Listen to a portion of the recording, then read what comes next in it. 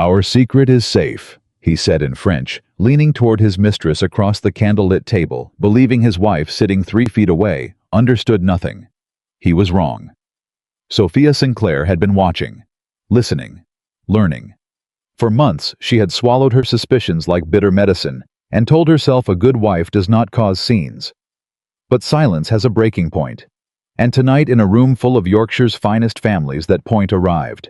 If you've ever been overlooked by someone who should have seen you clearly, stay with us. Subscribe to this channel. This one is for you. The autumn dinner at Pembroke Hall had been planned for 6 weeks. Cook had been managing 3 kitchen assistants since before sunrise. The silver had been polished twice.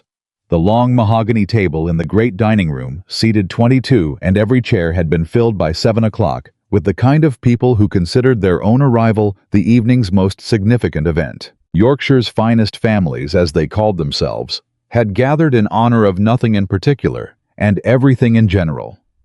The harvest season, winding down the social calendar, thinning toward winter, and the quiet understanding among landowners that visibility mattered. You attended. You were seen. You remained relevant. Sophia Pembroke understood this better than most. She had grown up watching her father work that same room, that same careful performance of belonging. She knew how to hold a wine glass. She knew how to smile at a story that wasn't funny. She knew how to exist in a space without taking up too much of it. She had been doing it for 2 years of marriage. The dining room hummed with voices. Candles burned in their brackets along the walls and down the center of the table. The smell of roasted pheasant and warm bread moved through the room. At the far end near the windows, Lord Hathaway was telling a story about his hunting dogs that no one had asked to hear. Lady Beaumont beside him was laughing anyway. The Aldridge brothers sat in the middle section arguing quietly about drainage rights on their shared property line, as they did at every gathering. Reverend Stokes, as always, had helped himself to the wine before grace. Sophia sat in her place to Frederick's right, as she always did. Frederick Pembroke occupied the head of the table, the way a man occupies a throne he has stopped questioning. He was 36, broad-shouldered, with the steady confidence of a man who had never needed to raise his voice to be obeyed. His dark coat was immaculate. His posture was precise. He managed his estate the way he managed everything, with competence and distance. He had married Sophia Sinclair 2 years prior at the recommendation of his solicitor, who pointed out that her family name was respectable. Her temperament was quiet, and her expectations were modest. Frederick had agreed. He had not been wrong about any of those things. He had simply failed to consider what lay beneath them. Sophia was 27. The daughter of a baronet who had died leaving more dignity than money. She had been educated beyond what her family's finances could justify: French and Latin literature and arithmetic, estate, accounting, and household management. Her mother had insisted on it. "A woman with no fortune needs a mind that can stand in for one," she used to say. Sophia had taken that to heart. Tonight she wore deep green silk, her dark hair pinned simply at the back of her neck.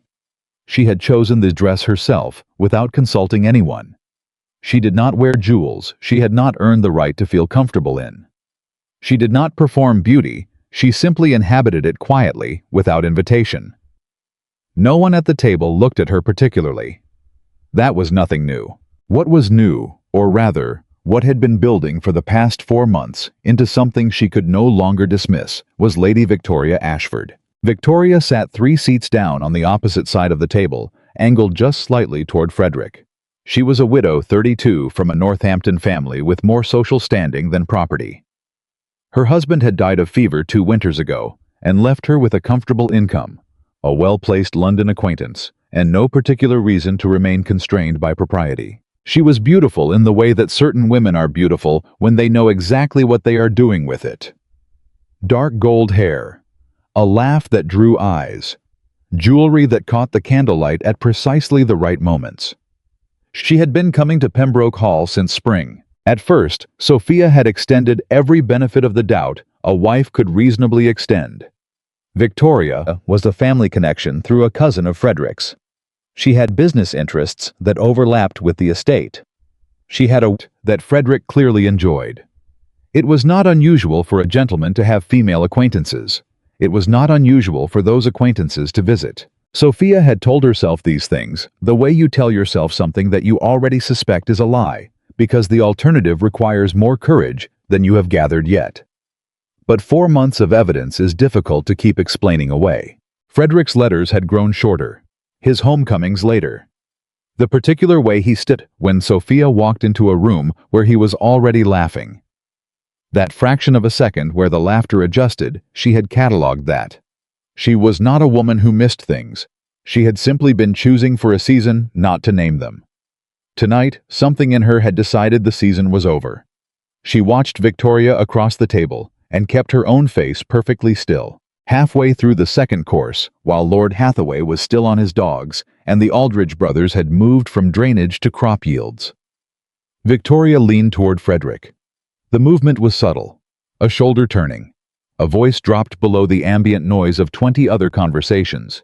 But Sophia was watching, and she read bodies the way she read ledgers, carefully, precisely, without letting on that she was reading at all. Victoria's lips moved. The French words were low, but they carried across the 3 feet of table that separated Frederick from his wife, because Sophia had spent the last quarter hour being very, very still. Notre secret est en sécurité, mon cher. Our secret is safe, my dear. Frederick's mouth curved. Not the full smile he showed in public.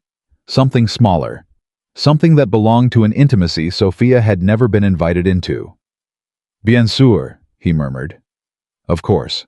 Victoria's eyes drifted just briefly toward Sophia. An assessment. Quick and comfortable the way you glance at furniture.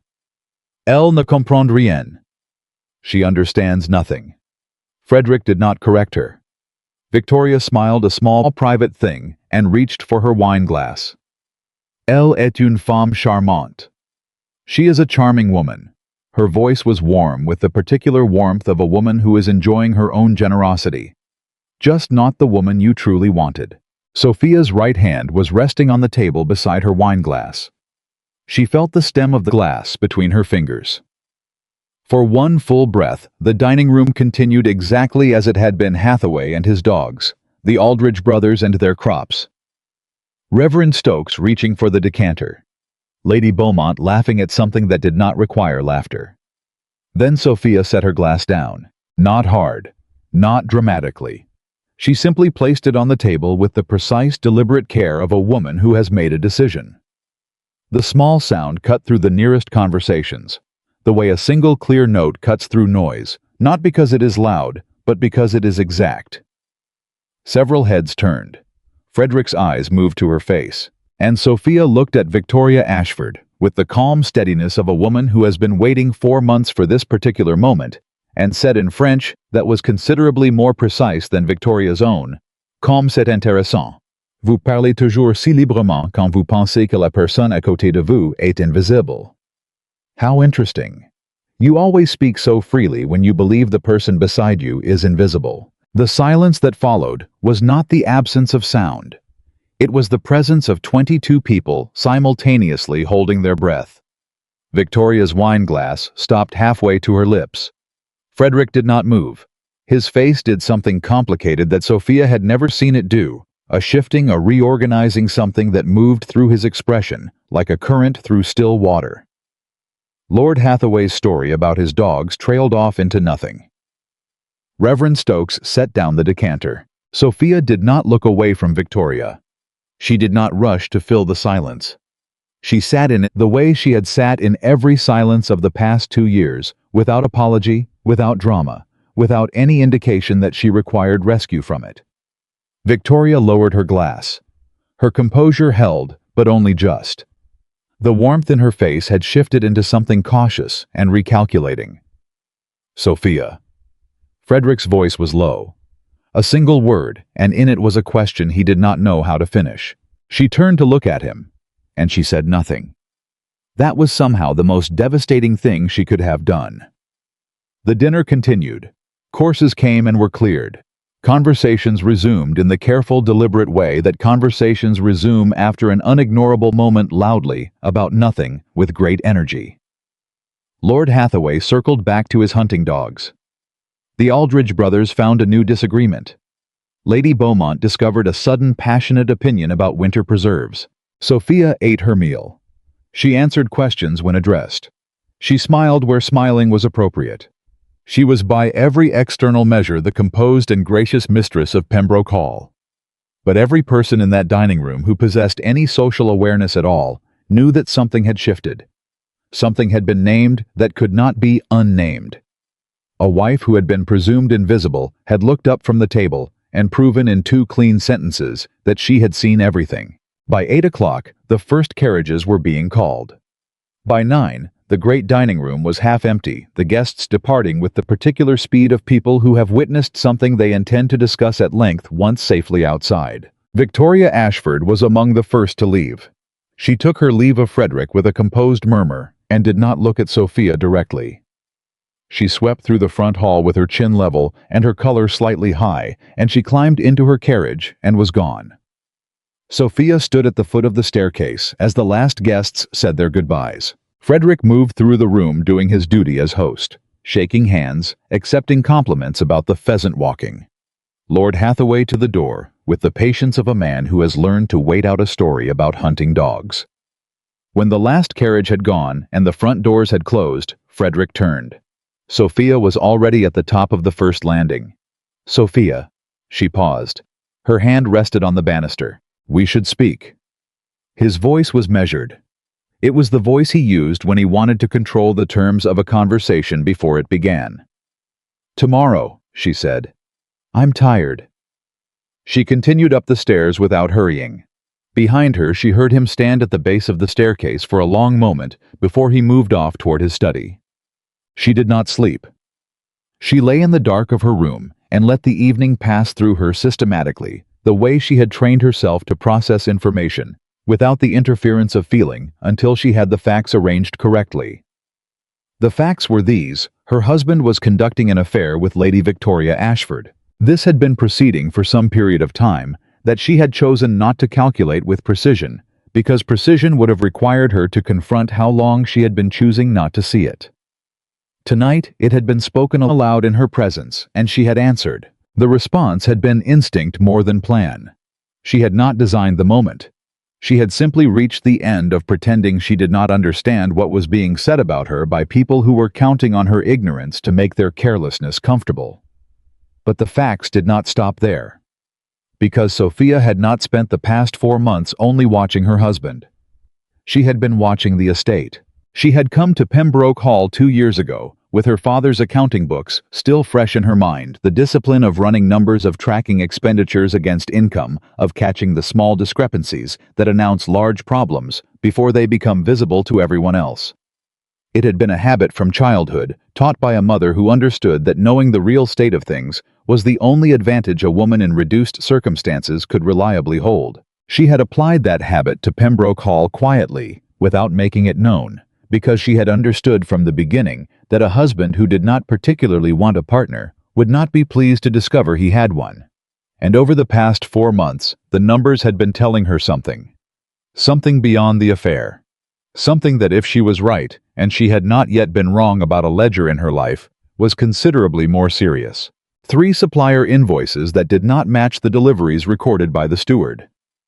2 parcels of estate land that had been discussed for sale in correspondence she had seen without any record in the estate accounts of Frederick having authorized or reviewed the terms. A letter from the estate solicitor in Leeds, addressed to Frederick, that had arrived 2 weeks ago and sat unopened on his desk for 9 days. Sophia had not opened the letter, but she had noted the date it arrived and the date it was finally opened. She had noted the expression on Frederick's face when he finally read it, standing in his study, door half closed back, turned the particular set of a man's shoulders when he is reading something he had been hoping would not be as bad as he feared. She had also noted who had been at Pembroke Hall 2 days before that letter arrived. Victoria Ashford, staying 3 days. Reviewing at Frederick's invitation, a set of estate documents in the library that Sophia had not been asked to review, despite the fact that she had better working knowledge of the estate accounts than Frederick's own steward. These facts did not yet add up to a conclusion she could state with certainty, but they were adding up. And when the numbers started pointing in a direction, they did not, in her experience, stop. She was at the estate office at 7 o'clock in the morning. The household was barely stirring. The kitchen staff had begun their work, and she could hear the distant rhythms of that from across the courtyard, but the main house was still quiet. She moved through it without hurrying, without lighting extra lamps, without doing anything that would invite observation. The estate office was a narrow, practical room on the ground floor behind the library. It held the accounts ledgers, the tenancy records, the supplier correspondence, and the bound copies of every land transaction involving Pembroke Hall, going back 40 years. Sophia had been in this room many times. The steward Thomas Hale was already there when she arrived. How was a compact man of 50 gray at the temples, with the cautious reliability of someone who had served 3 generations of Pembrokes and had survived the transition from one to the next by being indispensable and discreet. He stood when she entered. Mrs. Pembroke. He did not look surprised to see her. He had not in 2 years made the mistake of underestimating her. "Good morning, Mr. Hale." She pulled out the chair at the work table. "I need the account books for the past 18 months, and the supplier ledger." He brought them without question. She worked for 2 hours without speaking, turning pages with the systematic patience of someone who is not looking for any particular thing because she does not yet know what she is looking for. She is simply looking the way you read a room before you read anything in it. Hale moved around her, quietly sorting correspondence, updating the week's accounts, saying nothing. At 9:30, she sat back. "Mr. Hale." He set down his pen. "The Henderson Mill invoices from July through September." She pointed. "They show deliveries of 12 loads of timber for the east field fencing. But the east field fencing repair, when was it completed?" Hale was quiet for a moment. "May, ma'am. May." She drew her finger across the column. "Then what was the timber for?" Another pause. This one longer. "I couldn't say, Mrs. Pembroke. The invoices were processed by—" He stopped. "By—" "They were approved directly by Mr. Pembroke, without my review." She looked at him steadily. "When did that begin? Direct approval bypassing your review?" He met her gaze. In his eyes, she could see the weighing of something loyalty to his employer against the particular older loyalty of a practical man to the truth. "Since April, ma'am." April. The same month, Victoria Ashford's visits had become regular. Sophia closed the ledger. "I need you to pull every transaction from April to present that was processed without your review. Everything approved directly without going through standard procedure." Hale looked at her for a moment. "Ma'am, if Mr. Pembroke were to ask why." "Tell him I requested it," she said simply. "That's the truth." He nodded once and turned back to his files. Sophia set her hands flat on the table and looked at the closed ledger. Outside, she heard the house waking up around her footsteps above the distant clatter of the breakfast things. Somewhere on the upper floor, a door opened and closed. Frederick was awake. She was not ready to speak to him yet. Not because she was afraid of the conversation. She had never been afraid of a conversation in her life, but because she needed to know what she was bringing to it. There is a difference between a wife confronting a husband about an affair and a wife presenting a husband with evidence of systematic financial irregularities connected to the woman conducting that affair. The first is personal, painful and personal.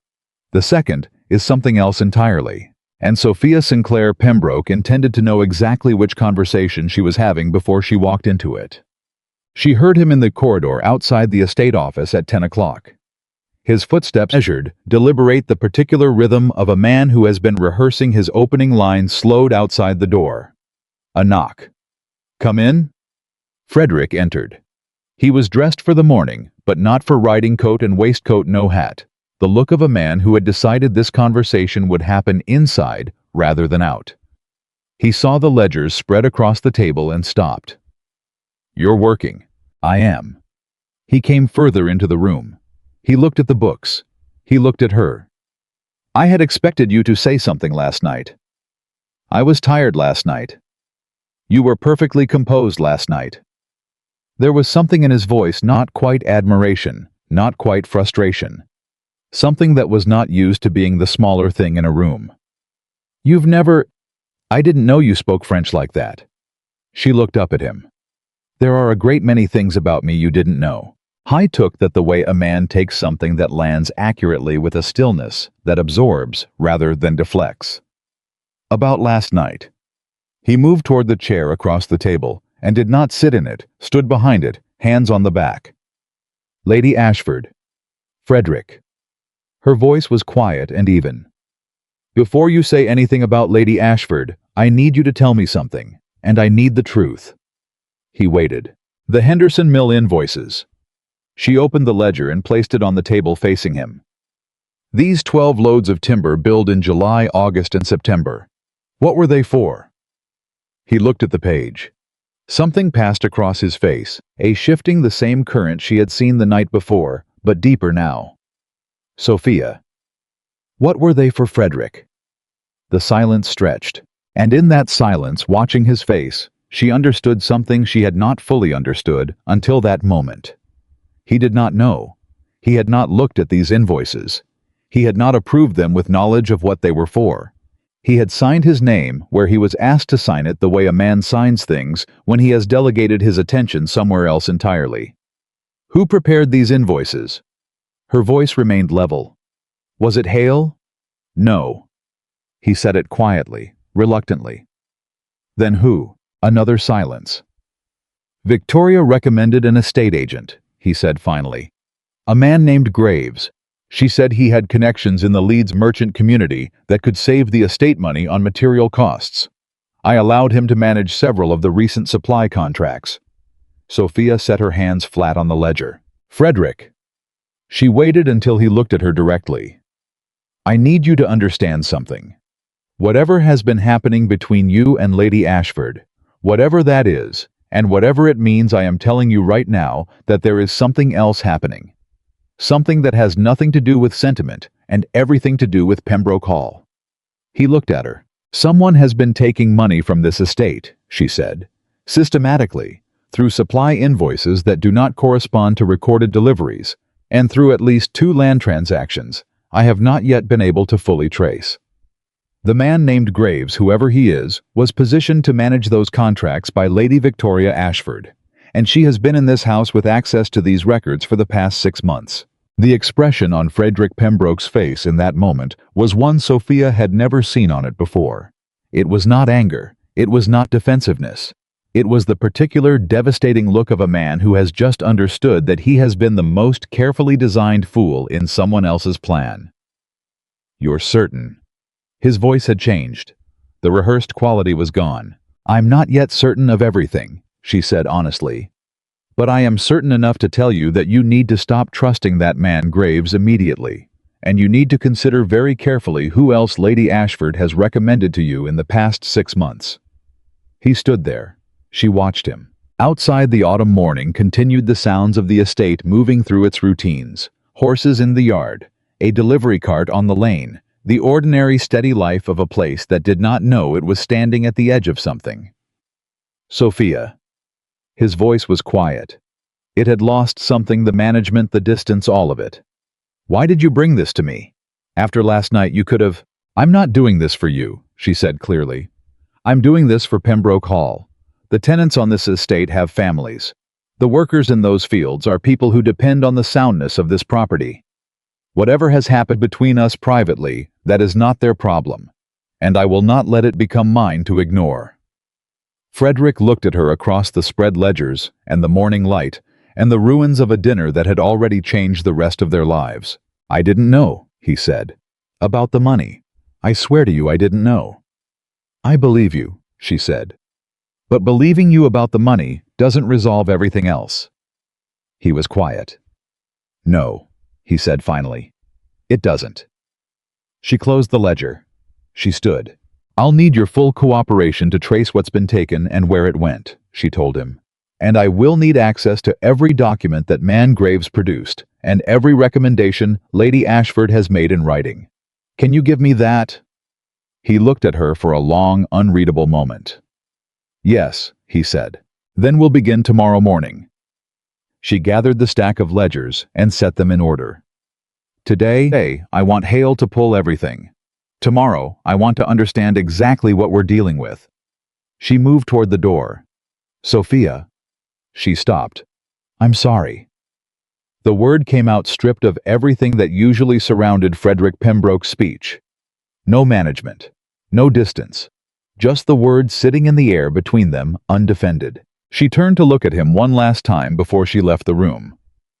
"I know you are," she said. And she walked out into the corridor, where the morning light came through the narrow window at the far end, and the sounds of the estate surrounded her, steady, ongoing, entirely real. She had been the invisible woman in this house for 2 years. She had done the reading, and she had waited, and she had seen everything. And now, finally, irreversibly, she was going to use it. Thomas Hale had been the steward of Pembroke Hall for 23 years. He had served Frederick's father through 2 droughts and a bankruptcy scare. He had managed the transition when Frederick inherited at 28, young, confident, and considerably less interested in the day-to-day mechanics of estate management than his father had been. He had watched 3 head grooms come and go, supervised the repair of the north roof, and once personally intercepted a letter from a creditor in Leeds that would have caused Frederick considerable embarrassment if it had been opened by anyone else first. Howe was not a man given to alarm. But when Sophia Pembroke arrived at the estate office at 7 the following morning with a list of specific requests written in her own hand, precise and numbered, Hale felt something he had not felt in a long time. He felt afraid, not of Sophia, of what her list implied. He laid out everything she asked for without comment.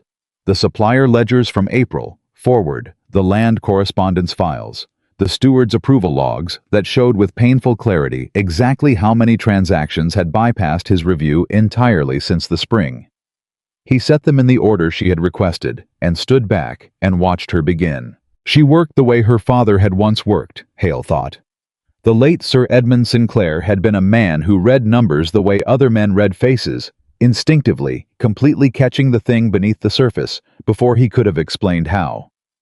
Sophia had inherited that. He had noticed it within the first month of her marriage when she had quietly corrected a supplier's invoice that his own assistant had passed without question. He had said nothing at the time. It had not been his place. He wondered now if that had been a mistake.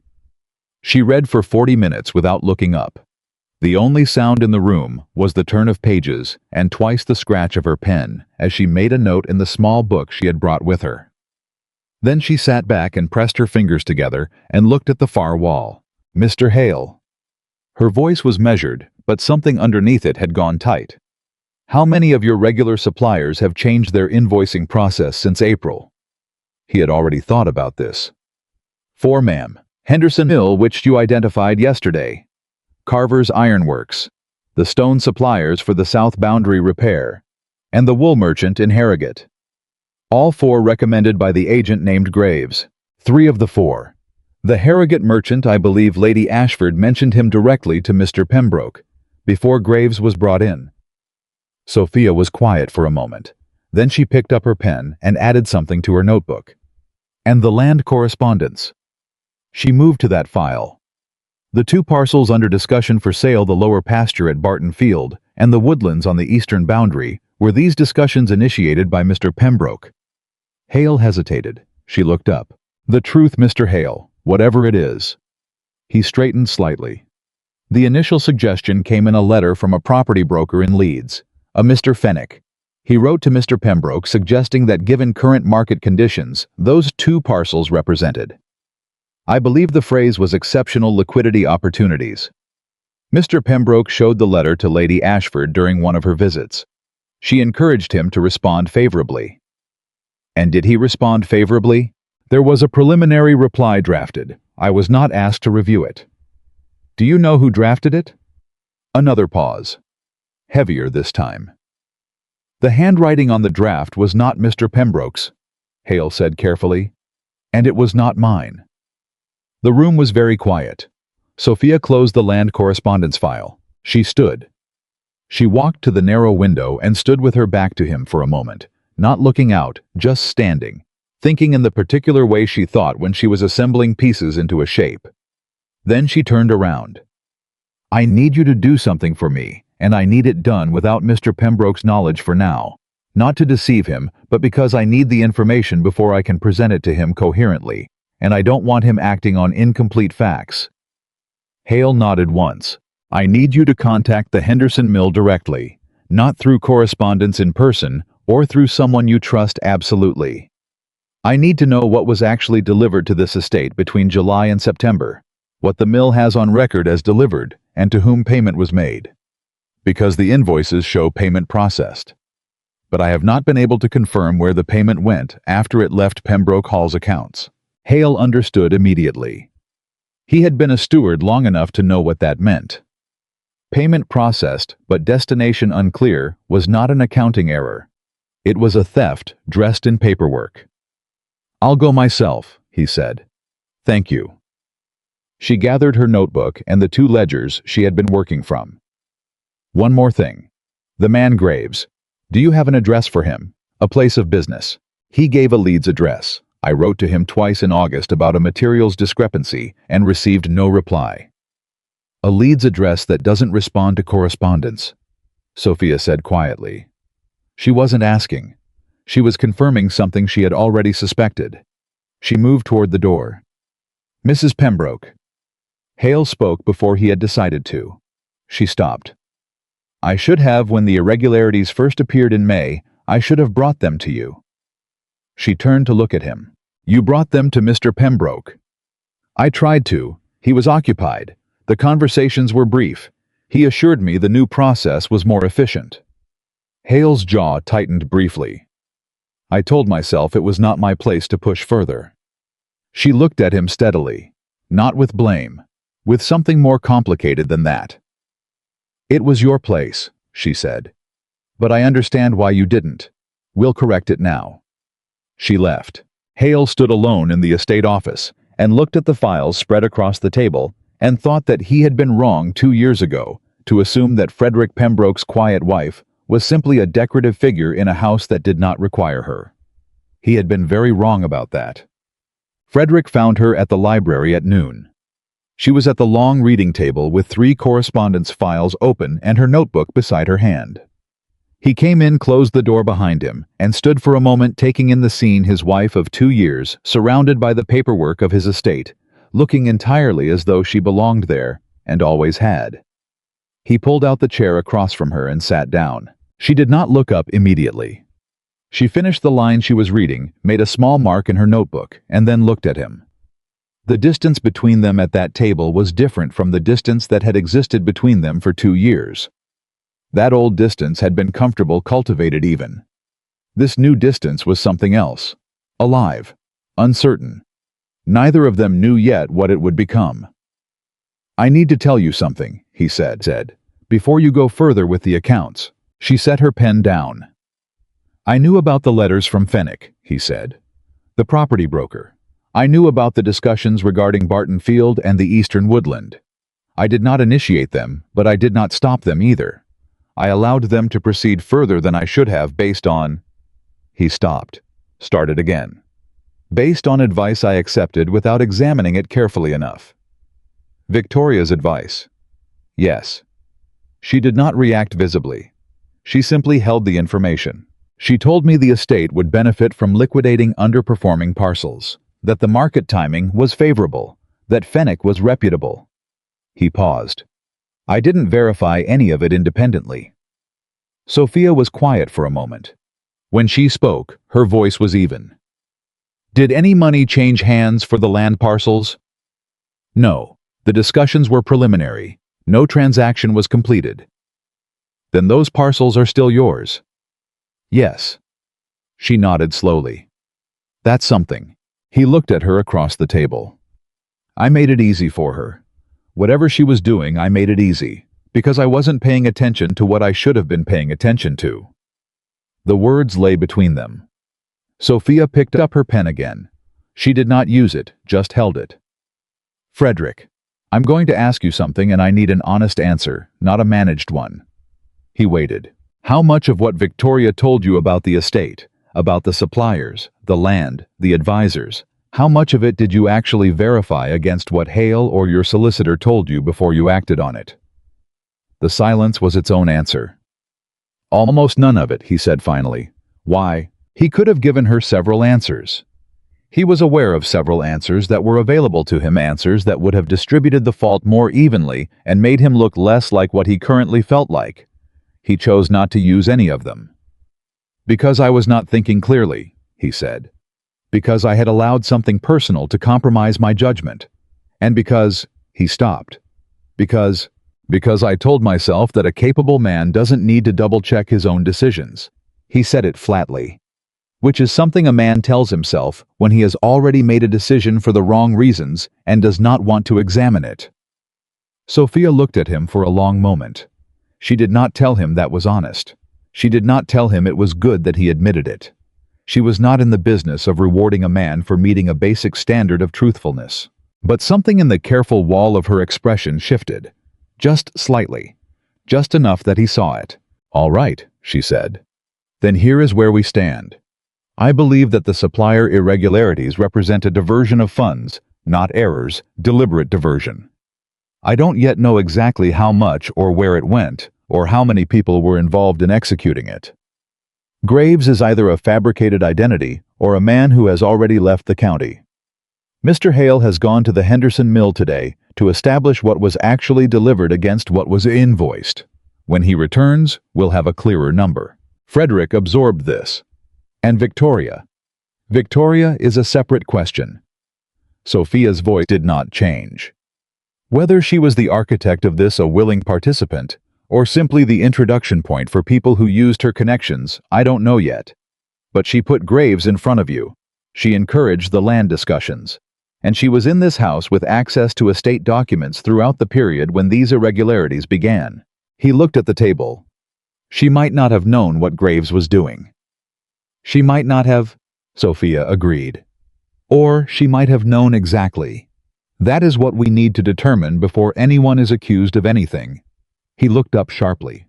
"You're defending her." "I'm insisting on facts," she said. "There is a difference. I will not accuse anyone of fraud without evidence, regardless of—" She paused. "Regardless of what else they may have done." The word hung there. Frederick understood what it covered, what it was choosing deliberately not to name directly.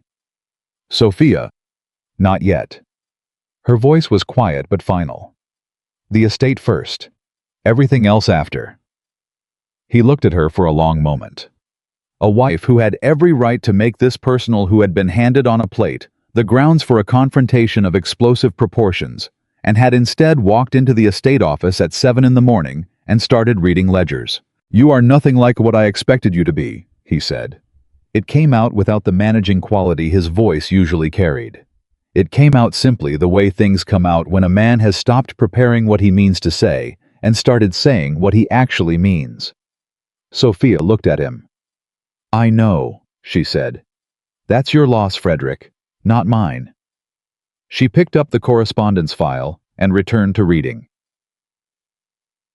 Hale returned from Henderson Mill at 4:30. Sophia was still in the library. Frederick had spent most of the afternoon in his study, and she had not invited him back to the library, and he had not presumed to return uninvited.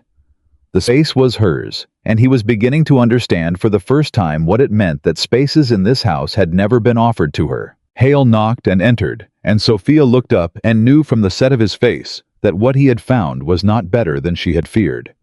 He sat across from her without being asked, something he would not have done 6 months ago, something that indicated she thought that they had moved into a different kind of working relationship.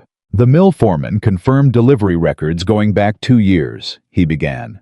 "July, August, September, their delivery log shows no Pembroke Hall orders at all. Nothing. No timber, no materials of any kind." She was very still. "The invoices in our accounts show 3 separate deliveries totaling 47 pounds. "Yes, ma'am. 47 pounds of goods that were never delivered, invoiced in the name of a mill that has no record of the orders." She wrote the number in her notebook.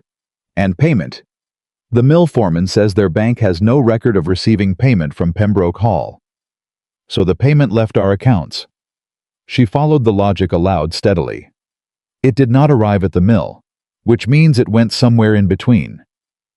"To whoever controlled the invoicing process," Hale said, "which was Graves. Through an account we cannot yet trace, because Graves provided no legitimate business address and does not respond to correspondence. She set her pen down. 47 pounds from one supplier alone. Mr. Hale, how many active supply contracts were processed through Graves? Hale looked at his notes. 11, ma'am, over a period of 7 months. Sophia looked at the ceiling for a moment. 11 contracts. If the pattern at Henderson Mill held across even half of them, they were looking at a theft that would not bankrupt Pembroke Hall. The estate was too large and too solid for that, but would represent a serious sum.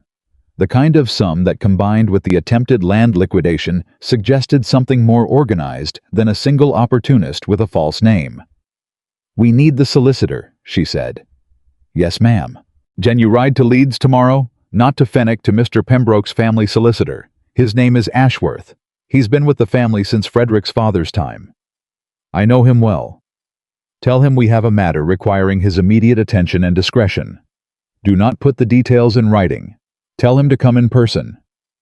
Hale nodded. She looked at him. Something direct and clear in her expression. "Mr. Hale, you have been in this house for 23 years. You know what I am about to say to Mr. Pembroke is going to be difficult for him to hear." "Yes, ma'am." "When Mr. Ashworth arrives, I will need your account of everything when the irregularities began, what you observed, what you reported, and to whom, and what response you received. All of it. Whatever it reflects on whomever it reflects on." He met her eyes. "I understand, Mrs. Pembroke, and I will tell it straight. That's all I need." He stood to go. "Mrs. Pembroke." He paused with his hand on the door. "The figure across all 11 contracts, my rough estimate before Ashworth goes through it formally, is somewhere between 200 and 250 pounds. The room was very quiet. 250 pounds was not ruin, but it was real, it was serious, and it was enough combined with the land discussion, the false agent, and 6 months of access to estate documents to confirm that what Sophia was looking at was not carelessness. It was a plan. "Thank you," she said. "Close the door on your way out." She told Frederick that evening. She found him in his study, standing at the window in the way he stood when he was holding something in and not quite managing it. She came in and sat in the chair across from his desk and waited until he turned around. Then she told him. She gave him the numbers. The 11 contracts. The Henderson Mill confirmation. The absent deliveries. The routed payments. The non-existent business address of a man named Graves, who had been introduced to him by a woman he had trusted entirely. Frederick listened without interrupting. When she finished, he sat down. Slowly. The way a man sits when his legs have quietly stopped working reliably. For a long moment, he said nothing. Then quietly, with a flatness she had not heard in his voice before. "How long have you known?" "I've been watching the accounts for 4 months, she said. "The irregularities were visible from April. I didn't have enough to be certain until today." 4 months. He looked at the desk. "You've been living in this house at this table for 4 months, watching someone take money from this estate." "Watching the possibility of it," she corrected. "I needed to be sure before I said anything." "Why didn't you tell me earlier?" The question was not accusatory. It was genuinely bewildered. And that bewilderment told her something, that he had so thoroughly failed to see her as someone he would naturally consult that it had simply not occurred to him she might have been seeing things he had missed. "Would you have listened?" she asked. The silence answered. His jaw tightened. "I would have told Frederick." Her voice was not unkind.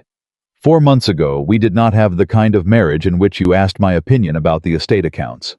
You did not ask me to review supplier contracts. You did not share the correspondence from your solicitor. You ran this estate alone, and you made your decisions alone, and I was—" She chose the word carefully. "I was the woman at the other end of the dinner table." He looked at her with something that might have been the beginning of understanding something he could not yet name. "That was my failure," he said. "Yes," she agreed. "It was." He stood again, moved to the window and back. The restlessness of a man who is processing something that won't hold still. "She put him in front of me," he said. "Graves. She told me she said he was reliable. She vouched for him personally." He stopped moving. Did she know what he was doing? I don't know yet. If she did. His voice went somewhere controlled and cold that she had not heard before. If she deliberately. Then that is a matter for Mr. Ashworth and potentially for the magistrate, Sophia said clearly. Not for you to handle directly. Not yet. Not until we have everything. He looked at her. She held his gaze steadily. You're keeping me from doing something I would regret, he said. I'm keeping you from doing something that would compromise our ability to pursue this legally, she said, which is the same thing in this case. He was quiet for a long moment.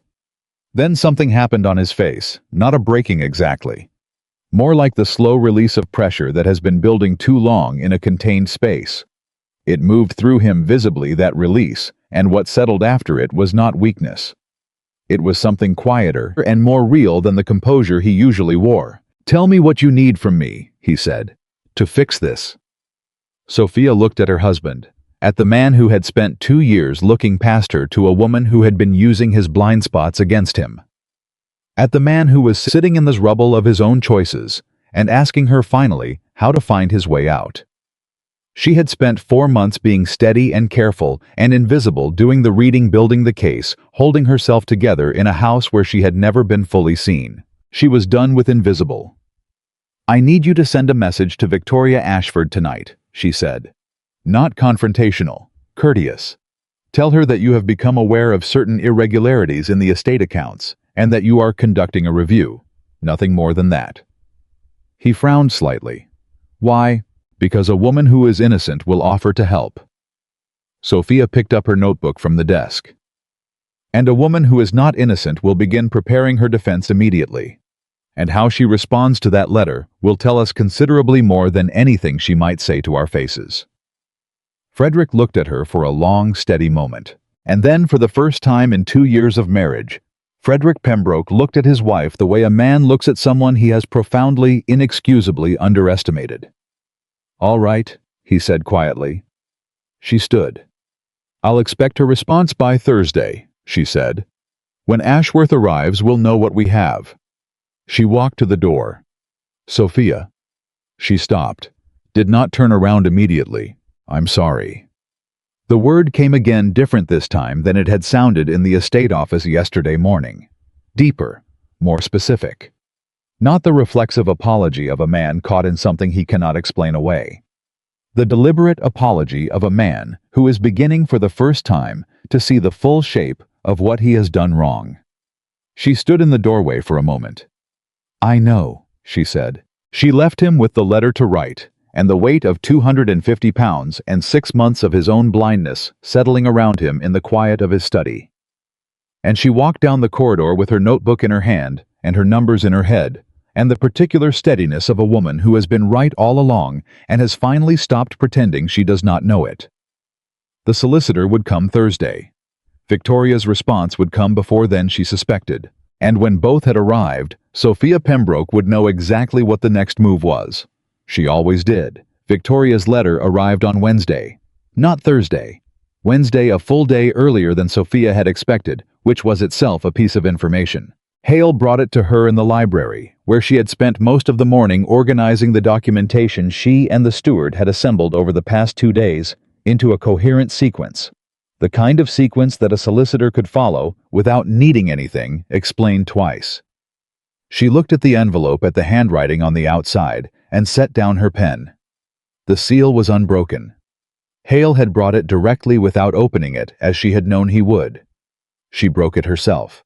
The letter was short, 3 paragraphs, written in the confident, slightly elaborate hand of a woman who had spent considerable time learning to make her correspondence look effortless. Victoria expressed her concern at hearing that there were irregularities in the Pembroke accounts. She wished to assure Frederick the letter was addressed to Frederick. Though Sophia was quite certain Victoria knew who would read it, that she was entirely willing to assist in any way she could. She mentioned in the second paragraph that Mr. Graves had come to her attention through a mutual acquaintance in Northampton, a Mr. Clifton, and that she had recommended him in good faith based on that acquaintance's endorsement. She could not, she wrote, be held responsible for the actions of a man she had introduced only once, and in the spirit of helpfulness. The third paragraph expressed her hope that the matter would be resolved quickly, and that it would not cast any shadow on the warm regard she held for Pembroke Hall and its master. Sophia read it twice. Then she set it on the table and looked at it the way she looked at a ledger entry that didn't add up steadily without emotion, working through the implications. A woman with nothing to hide would have offered specifics. Would have said, "Here is everything I know about Graves. Here is Clifton's address. Here is every conversation I can recall. Use it however helps. An innocent person assists. An innocent person does not manage." Victoria's letter was managing. Every sentence in it was positioned. Every disclosure was carefully limited. The reference to Clifton offered up just readily enough to feel cooperative, just vaguely enough to be difficult to verify quickly, was the move of someone who had prepared a narrative in advance and was now delivering it. Sophia folded the letter and put it in her notebook. Mr. Hale. He was still near the door. "Do you know anyone in Northampton? Anyone with connections to the business community there?" Hale thought for a moment. "My brother-in-law has a wool trading partner in Northampton, a reliable man. I need to know whether a Mr. Clifton, no first name, yet exists in Northampton as a person of some business standing, and whether he has any known connection to a man named Graves or to property brokering in the Leeds area." Hale nodded. He understood without being told that this was not a request for a letter, but for a conversation through trusted channels, the kind of verification that left no paper trail until the trail pointed somewhere certain. "I'll write to him today," he said, and left. Sophia picked up her pen and went back to the documentation. Frederick came to the library that afternoon. He had read the letter. She had left a copy on his desk, and he came in with it in his hand, and the particular expression of a man who wants to believe the charitable interpretation and cannot quite make himself do it. "She mentions Clifton," he said, dropping into the chair across from her. "I don't know a Clifton." "Neither do I," Sophia said. Which is interesting given that Victoria claimed to have introduced Graves on the strength of this man's endorsement. If Clifton is real and reputable, she would have mentioned him to you at the time. It would have strengthened the recommendation. Frederick looked at the letter again. She didn't. No. So either she forgot to mention him, which seems unlikely for a woman who manages her impressions as carefully as she does, or he was invented after the fact as a name to produce when questioned. Or, Sophia said carefully, he exists, but the relationship between him and Graves is not what she is describing. Frederick set the letter down. Meaning that there may be a Clifton, that Clifton may even know Graves, but the introduction may have flowed in the opposite direction, that Victoria knew Graves first, and Clifton is the respectable surface she placed over that connection. A man whose name she can offer safely, because his actual role in this is innocent. Frederick was quiet for a moment, working through it. "She's using him as a shield," he said slowly. "Possibly. We won't know until we know who Clifton actually is." Sophia turned a page in her notebook. "Hale is making inquiries." Frederick rubbed the back of his neck. It was the gesture of a man who is tired. Not the physical tiredness of labor, but the specific exhaustion of someone who has been re-examining a long period of his own life and does not like what the examination is revealing. "How long have you been doing this?" His voice was quiet. "Not the accounts I know about the accounts. I mean this. The way you think. Reading everything underneath the surface." She looked up. "My whole life. And I never—" He stopped himself. "No," she said. "You didn't." He accepted that without defending against it. She was beginning to notice something he was getting better at. The defense mechanisms were still there. The management, the careful composure, but they were loosening. He was starting to let things land. "The solicitor comes tomorrow," she said. "When Ashworth arrives, I want to present him with a complete account. The supplier, irregularities, the payment diversions, the land correspondence, and Victoria's letter. Everything in sequence. He needs to understand the full shape of it before he tells us what our legal position is." Frederick nodded. "Agreed. There's one more thing I need to tell you before then." She closed her notebook. "And I need you to hear it without reacting immediately." He straightened slightly. "All right. When I look at the pattern of what happened, the timing, the specific parcels of land that were identified for sale, the particular suppliers that were replaced, the way Graves was positioned, this was not opportunistic. She held his gaze. Someone understood this estate. The land values the supply chains, the financial structure. They knew which parcels would sell quickly and which accounts to move money through to make the loss invisible in the short term. Frederick was very still. That level of knowledge, Sophia continued steadily, doesn't come from a single dinner conversation or a review of public records. It comes from access, extended access, to estate documents, to account books, to conversations about the property that would not normally be had in front of an outsider. She waited. She could see him putting it together. Watched it move through his expression, the comprehension arriving in pieces, each one landing harder than the last. She was in this house for 6 months, he said.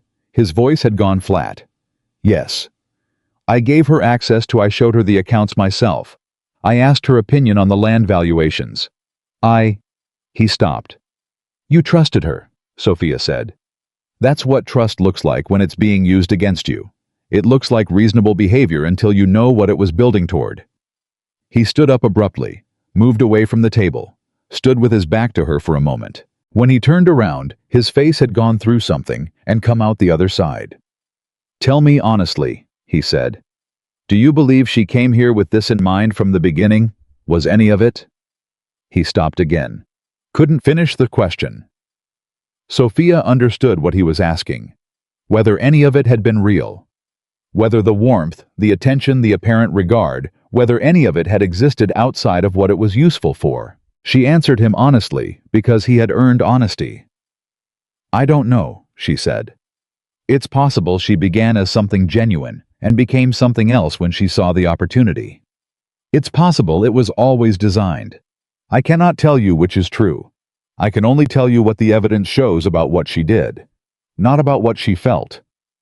He looked at her for a long time. How are you this calm? The question came out stripped of everything, raw and genuine. You have every right to be, you have more right than I do to be furious right now. And you're sitting there like you're reviewing grain accounts. Because fury doesn't recover 250 pounds, she said simply. And fury doesn't protect this estate or the people on it. I'll have time for everything else later. Something moved across his face. Something that was not quite guilt and not quite grief, and was perhaps the complicated combination of both that a man feels when he realizes that the person he failed to value was the only person in the room who was actually on his side. He sat back down.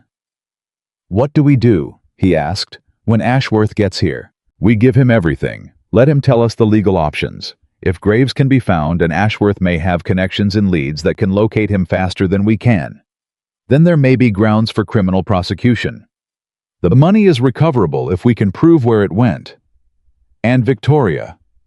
The name landed differently when he said it now. Heavier. That depends on what Ashworth says and on what Hale's contact in Northampton finds about Clifton. She opened her notebook again. If she can be connected to Graves's activities beyond introduction, if she received any portion of what was taken, then she faces serious legal consequences. If she can convincingly establish that her involvement was limited to the recommendation and no more, Sophia paused. Then the law may not be able to touch her. But society will know. Ashworth is a careful man, but he is not a silent one. The truth about the Pembroke accounts will not stay contained. Frederick was quiet. She'll be ruined either way, he said slowly. Possibly. Sophia's voice was not triumphant. It was simply factual. That is a consequence of her own actions, not mine. Ashworth arrived the following morning in a hired coach from Leeds, arriving at 9 o'clock with the punctual certainty of a man who considered lateness a form of dishonesty.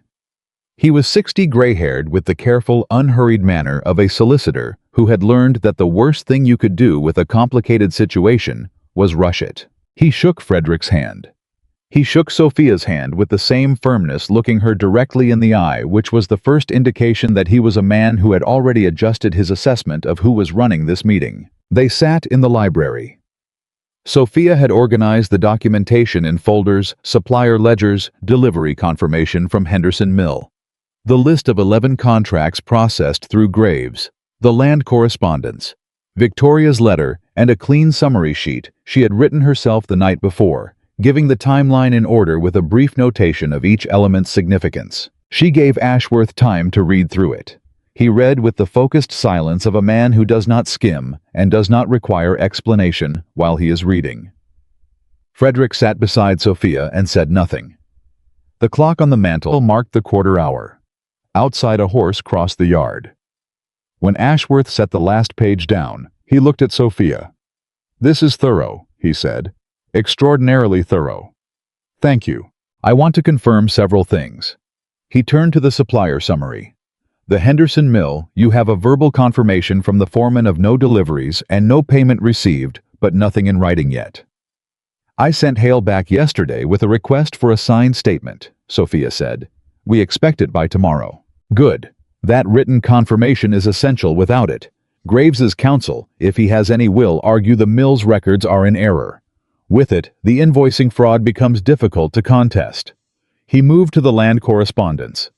"The Fenwick letter, this property broker in Leeds. I know of him. He is not, to my knowledge, a fraudulent operator, but he is a man who is not particular about the source of his commissions. Meaning, he would have processed the land sale without asking too many questions about who had arranged it," Frederick said. "Exactly. Which does not make him complicit, but it does make him a useful vehicle for someone who wanted to initiate a transaction at arm's length from obvious motivation." Ashworth picked up Victoria's letter. He read it twice, set it down. "This is a careful letter," he observed. "Mrs. Pembroke, your reading of it." He glanced at the margin note she had made in pencil on the copy she had given him. "That the Clifton reference is offered as preemptive cover rather than genuine disclosure. I think that is correct." "We have an inquiry in progress in Northampton," Sophia said, "to establish whether Clifton exists and what his actual relationship to Graves may be." Ashworth looked at her steadily. "How quickly? We expect word within the week." He nodded. Then he folded his hands on the table and looked at them both. "I need to tell you both something that may be difficult to hear."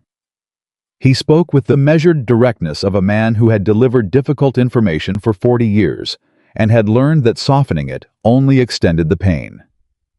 "What you have assembled here is a strong basis for a civil claim against Graves' fraud, false invoicing, misappropriation of funds. If he can be found, and I have contacts in Leeds who may be able to locate him or the name he is operating under, now you have a credible case.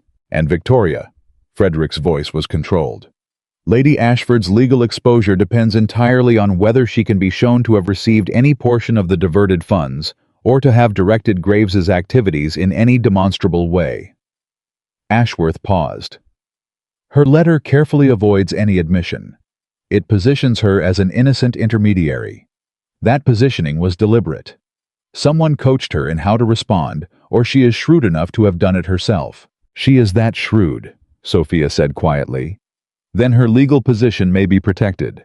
A defense of good faith introduction, combined with no evidence of financial benefit, it would be difficult to prosecute." Ashworth looked at Frederick. "However, that does not mean she walks away from this without consequence." "What kind of consequence?" Frederick asked. "The kind that matters in the world both of you inhabit." Ashworth's voice was precise. "The moment this investigation becomes known, and it will become known, because Graves will not be pursued quietly, and Fenwick will be questioned, and these things do not stay contained. Lady Ashford's connection to the introduction of a fraudulent agent will be a fact that circulates. Whatever she claims about her intentions, she will be the woman who brought this into your house." The room was quiet. Frederick looked at the table. "I need you to find Graves," he said to Ashworth. "Whatever it takes." "I'll begin today," the solicitor said. He gathered the documents into the folder Sophia had prepared. "Mrs. Pembroke." He looked at her directly. "I want to say something plainly. I have represented this estate for 30 years. I reviewed the accounts annually. I did not see this." He paused.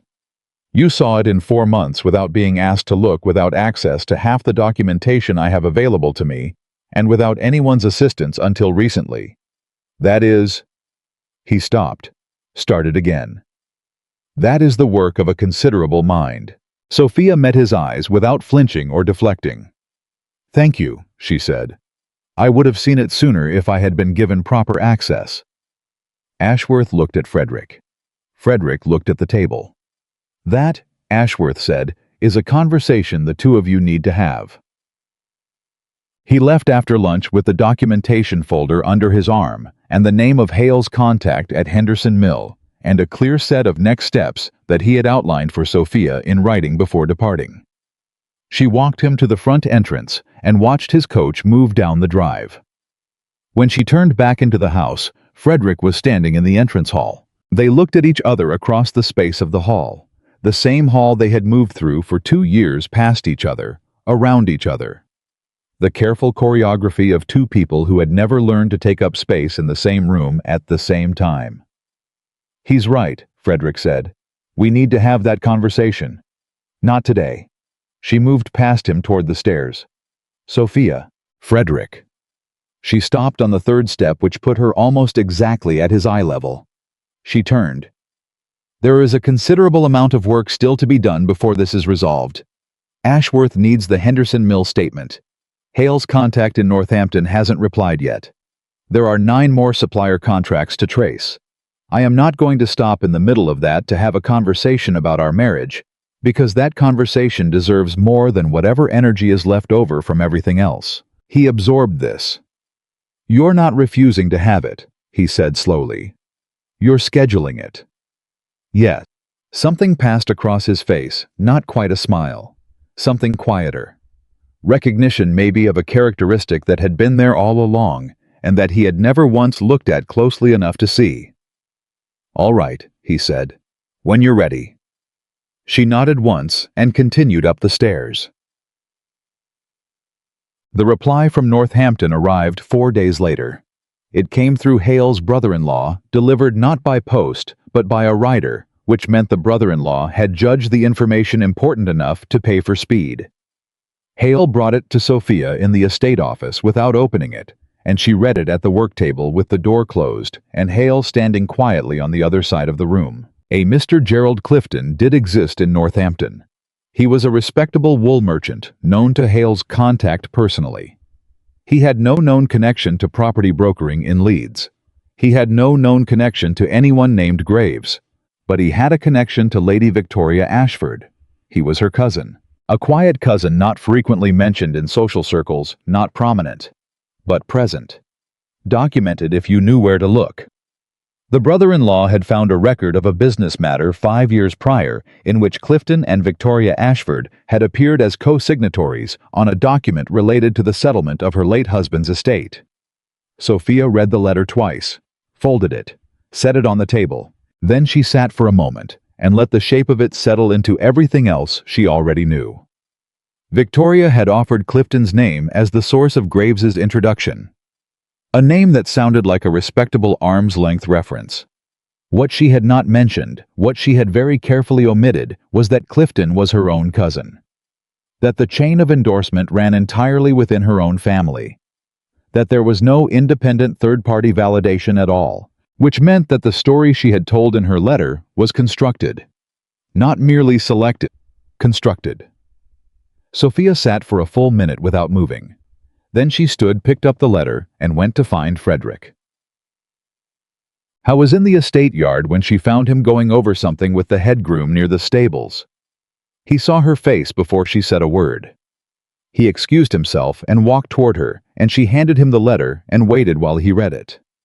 She watched him read, watched his jaw set, watched the particular stillness that comes over a man when he is holding something in that he has not decided what to do with yet. He lowered the letter. Clifton is her cousin, he said. Yes. She told me he was a business acquaintance, an independent reference. Yes. He handed the letter back. His voice when he spoke again was very quiet. She lied to me from the beginning. From before Graves was introduced, Sophia said. The relationship between Clifton and Graves, we don't know the details yet. But the fact that she concealed her family connection to the man she named as her independent source means the reference was never independent. Everything she told you about Graves was filtered through a relationship she chose not to disclose. He turned away for a moment, stood with his back to her, looking at nothing. She waited. I defended her, he said to the air, more than to Sophia. When you were laying out the evidence I kept finding reasons why it might not be what it looked like. I kept leaving her a door. You trusted her, Sophia said. People do that with people they trust. That's not a character flaw. It's what trust is. He turned back around. His eyes were doing something complicated. No, he said flatly. Don't do that. She looked at him. Don't be generous to me about this. I don't deserve generosity. I had a woman in my house for 6 months who was systematically taking money from an estate that people depend on. I didn't see it because I wasn't looking. Because I was looking at her instead of at any of this. He gestured broadly toward the house, the yard, the estate around them. And I wasn't looking at you. And you were seeing everything. He stopped. I was a fool, he said. I was a willing fool. And I think you've been patient enough that you've earned the right to hear me say that without me softening it. Sophia looked at him across the estate yard in the cool morning air. This man she had been married to for 2 years without ever really knowing, and felt something shift. Not forgiveness. Not yet. That would take longer and would need more than words. But something. The recognition that underneath the distance and the blindness and the choices he had made, that she had had to live inside of, underneath all of that, there was a person who was capable of looking at himself clearly when he finally decided to. That was not nothing. We need to send this to Ashworth, she said. Today. Yes. He looked at the letter in her hand. Sophia. I know, she said quietly. She turned and walked back toward the house. The letter went to Leeds by Ryder that afternoon. By the end of the week, Ashworth had located a man operating under a false identity in a wool trading office in Sheffield, a man who, when confronted with the Henderson Mill statement and the documented invoicing records, agreed to cooperate in exchange for mitigation of his sentence. His real name was not Graves, but he knew Victoria Ashford. He had known her for 3 years, and the arrangement, the invoicing scheme, the land discussion, the entire architecture of it had not been his idea. He said so in a signed statement in the presence of Ashworth and a magistrate's representative. He said so, and when Sophia read the statement 2 days later at the library table, with her hands flat on the pages, she felt nothing like triumph. She felt the quiet, exhausted weight of having been right about a thing she had very much wished she was wrong about. She set the statement down. She looked at the wall. £212 4 shillings, the exact figure that Ashworth had now documented as diverted through the false invoicing scheme. Recoverable, he believed, through the settlement process. The land transactions had never been completed, so Pembroke Hall retained both parcels intact. The money could be recovered. The estate was sound. The man calling himself Graves was in custody, and Lady Victoria Ashford. Ashworth had written in his accompanying letter, had been formally informed that she was named in the investigation and that the magistrate's office would be in contact. She sat alone in the library for a long time. She had come into this house 2 years ago as a wife who was valued for her composure and her family name and her willingness not to need too much. She had watched and read and measured, and she had been invisible, and she had waited, and she had been right. She was not satisfied by being right. That was not what this had ever been about. She was simply finally finished with being invisible. The morning after Sophia read the signed statement, Frederick came to the library before she did. She found him there when she arrived at 7, sitting at the long reading table with the folder open in front of him. The pages spread out. The statement from the man who called himself Graves sitting at the top of the stack. He looked like he had been there for a while. He looked like he had not slept. She set her notebook on the table and sat down across from him without speaking. She poured herself tea from the pot he had apparently ordered brought up, and she waited because she had learned over the past 2 weeks that Frederick Pembroke, when he was genuinely processing something rather than managing it, needed space to arrive at what he meant to say. I read it last night, he said finally. 3 times. She waited. The arrangement was in place before she ever came to Pembroke Hall. His voice was flat, empty of everything except the fact itself. Ashworth's letter, the timeline he reconstructed from what Graves told the magistrate's representative. She identified this estate specifically. She came here with a purpose. Yes, she chose me. He said it without self-pity, with something closer to the particular bitterness of a man who is examining his own vanity and finding it instructive. Not because of anything between us, because I was a solvent estate with a distracted owner and enough acreage to make the land scheme worth pursuing. Sophia looked at him steadily. That appears to be what the evidence suggests, and I walked right into it. He closed the folder. Because I was flattered. Because she paid attention to me in a way that... He stopped. His jaw worked. In a way that I had told myself I wasn't getting at home, which was a choice you made, Sophia said quietly. Not a circumstance that happened to you. The words landed.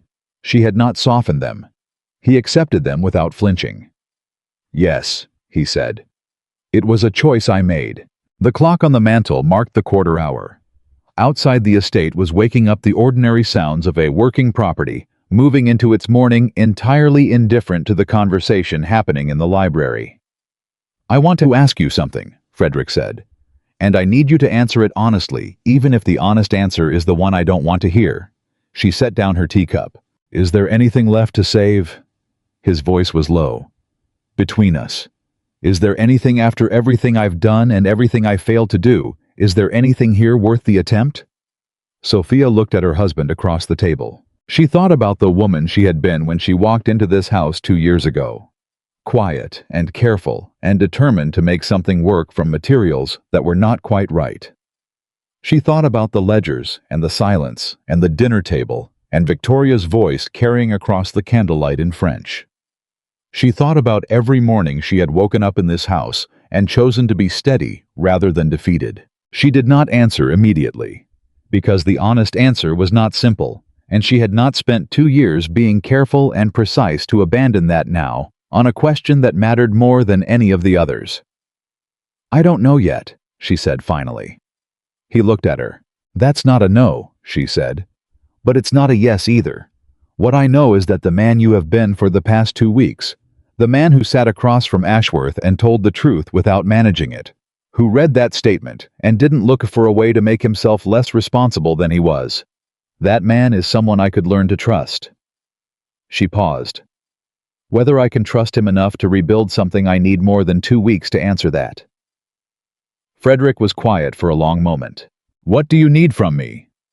The question came out without armor, without the competence and distance he usually wore like a coat. Not to rush the answer, not to make you decide anything, just what do you need? It was the right question. The first genuinely right question he had asked her possibly in the entirety of their marriage. I need you to treat me as a partner in this estate, she said. Not as a courtesy, not as a gesture, formally and completely. I want to be consulted before decisions are made, not informed after. I want my name to mean something in the accounting room beyond Frederick Pembroke's wife. She looked at him directly. I have been managing the knowledge of this estate for 2 years without the authority that should accompany it. I want the authority. He did not hesitate. Done, he said. Whatever form that needs to take, speak to Ashworth when he returns. Draw it up however you think is right. She looked at him for a moment, measuring. You agreed to that very quickly. Because it's correct, he said simply. It was always correct. I was the one who made it not so. Sophia picked up her pen. Then we have work to do, she said. The remaining 9 supplier contracts still need to be traced. Ashworth will need supporting documentation for the recovery claim. And we need to contact the tenants on Barton Field and the Eastern Woodland. They should hear from us directly that those parcels are not being sold. He reached across the table and pulled a ledger toward him. Tell me where to start, he said. The next 3 weeks were unlike anything Pembroke Hall had seen in Frederick's tenure as its master. They worked side by side in the estate office and the library, sometimes from 7 in the morning until the light failed in the evening. Sophia read contracts and Frederick wrote letters. Frederick met with tenants and Sophia reviewed the notes he brought back. Hale moved between them like a man who had spent 23 years waiting for this particular configuration and was not going to waste a moment of it. The remaining supplier contracts yielded 2 more confirmed fraud cases. A stone supplier and the ironworks and 7 that on closer examination appeared to be legitimate if sloppily managed. The total documented diversion came to £231, which Ashworth believed could be recovered in full through the legal proceedings against the man formerly known as Graves, whose real name turned out to be Robert Whitmore, a former estate clerk from Sheffield who had been running variations of the same scheme across 3 Yorkshire properties over 5 years. He had never been caught before. No one had looked carefully enough. The knowledge of that sat with Sophia in a particular way. Not with pride, with something more serious. The understanding that the machinery of harm requires above everything else the assumption that no one is paying attention. She intended to make sure that was never true of Pembroke Hall again. The legal proceedings against Whitmore moved through the magistrate's office with the steady momentum of a case that was extremely well documented. Ashworth sent word every few days. Frederick read each update aloud to Sophia in the library, and they discussed what it meant and what came next in the way that 2 people discuss something when they have accepted that both of them are necessary to the conversation. It was new, that acceptance.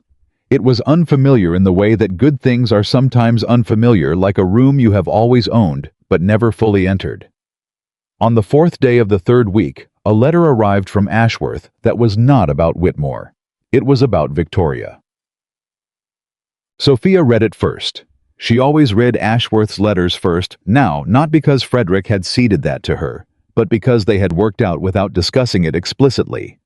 A natural division in which she handled the documentation, and he handled the external communications, and Ashworth's letters fell on the documentation side of that line. She read it twice. Then she set it face down on the table and sat for a moment with her hands in her lap. Victoria Ashford had formally responded to the magistrate's office. Through her own solicitor, a London man expensive and careful, she had provided a statement maintaining that her involvement was limited to the introduction of Graves, that she had no knowledge of his fraudulent activities, and that she had received no financial benefit from the scheme. On the surface, it was the same story as her letter. Beneath the surface, Ashworth had found something. A property in Northampton, Modest, a small townhouse that had been purchased 11 months ago in the name of Victoria's cousin, Gerald Clifton. Purchased through a Leeds bank account. The same Leeds bank that Whitmore had used to process 3 of the diverted payments from Pembroke Hall. Clifton's name on the property deed. Whitmore's bank as the payment vehicle. And Victoria, who had introduced them both, standing between them, claiming to know nothing. Sophia sat with that for a full minute. Then she went to find Frederick. She found him in the estate yard going over the harvest records with Hale. She waited at the edge of the yard until he noticed her face and excused himself and crossed to her. She handed him the letter. She watched him read. Watched his color change, not anger exactly. Something more complicated. The look of a man confronting evidence that eliminates the last version of the story, in which someone he had cared about was not exactly what the evidence said she was. He lowered the letter. "The house in Northampton," he said. "Purchased with money that moved through the same account as the Pembroke payments," Sophia said. "Ashworth cannot yet prove that the specific funds are traceable from our accounts to that purchase. But the connection is—" "It's damning," Frederick said quietly. "It is. Whether it is legally actionable depends on what Ashworth can establish about the money trail. But it removes any remaining question about whether Victoria knew what Whitmore was doing." She paused. She did not merely introduce him. She benefited from what he took. Frederick handed the letter back. Howe was quiet for a long time. The estate moved around them, workers crossing the yard, a cart returning from the fields, the ordinary machinery of a working property in the harvest season. "I want to be angry," he said finally. "I've been waiting to feel the kind of anger that makes sense of everything, that feels like a clean response to a clear wrong." He paused. "But mostly I just feel like a fool." "You were deceived by someone who was very skilled at deceiving people," Sophia said. "That's not the same as being a fool." "You keep defending me," he said. There was something rough in it, not accusatory, almost wondering. "Why?" She looked at him directly. "Because being deceived is not the same as being culpable," she said. You made choices that created the opening, but what she did with that opening was her choice. I will not muddle those two things together. It isn't fair, and I don't do unfair." He looked at her for a long moment. "Sophia." His voice was quiet. "I need to tell you something. Not about Victoria, not about the estate. About you. About what I failed to see." She waited. "When I married you, I told myself I had made a sensible match. Good family, good temperament, modest expectations. I told myself that was enough." He stopped, took a breath. "I never asked what you expected. I never asked what you were capable of. I never—" He stopped again.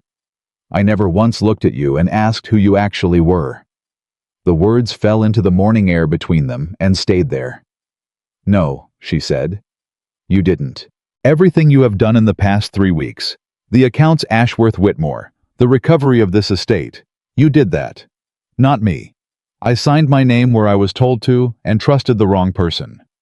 You saw what no one else was looking for and then quietly built the case that saved this property." He looked at her. "I have never in my life been outworked by anyone. You outworked me in my own house without anyone knowing you were doing it." "I knew," she said. "I know you knew." Something shifted in his expression. "That's what I'm trying to tell you. You knew your own worth when I didn't. You carried this estate when I wasn't carrying it.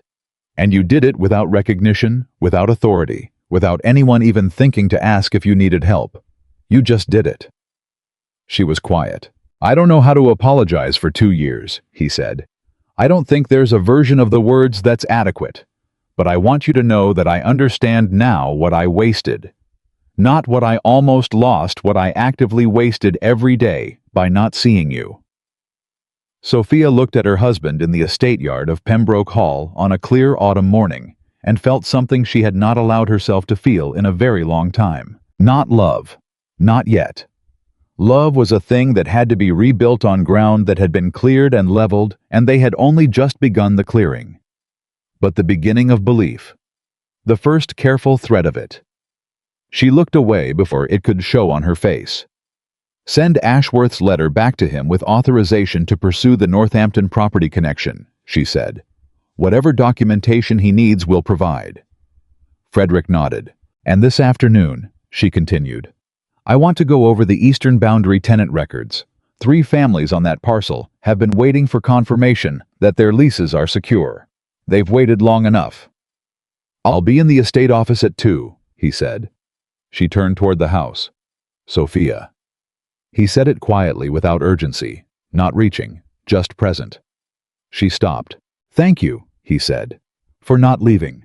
For choosing to stay in this house and fight for it when you had every reason to walk away from both of us." She was still for a moment.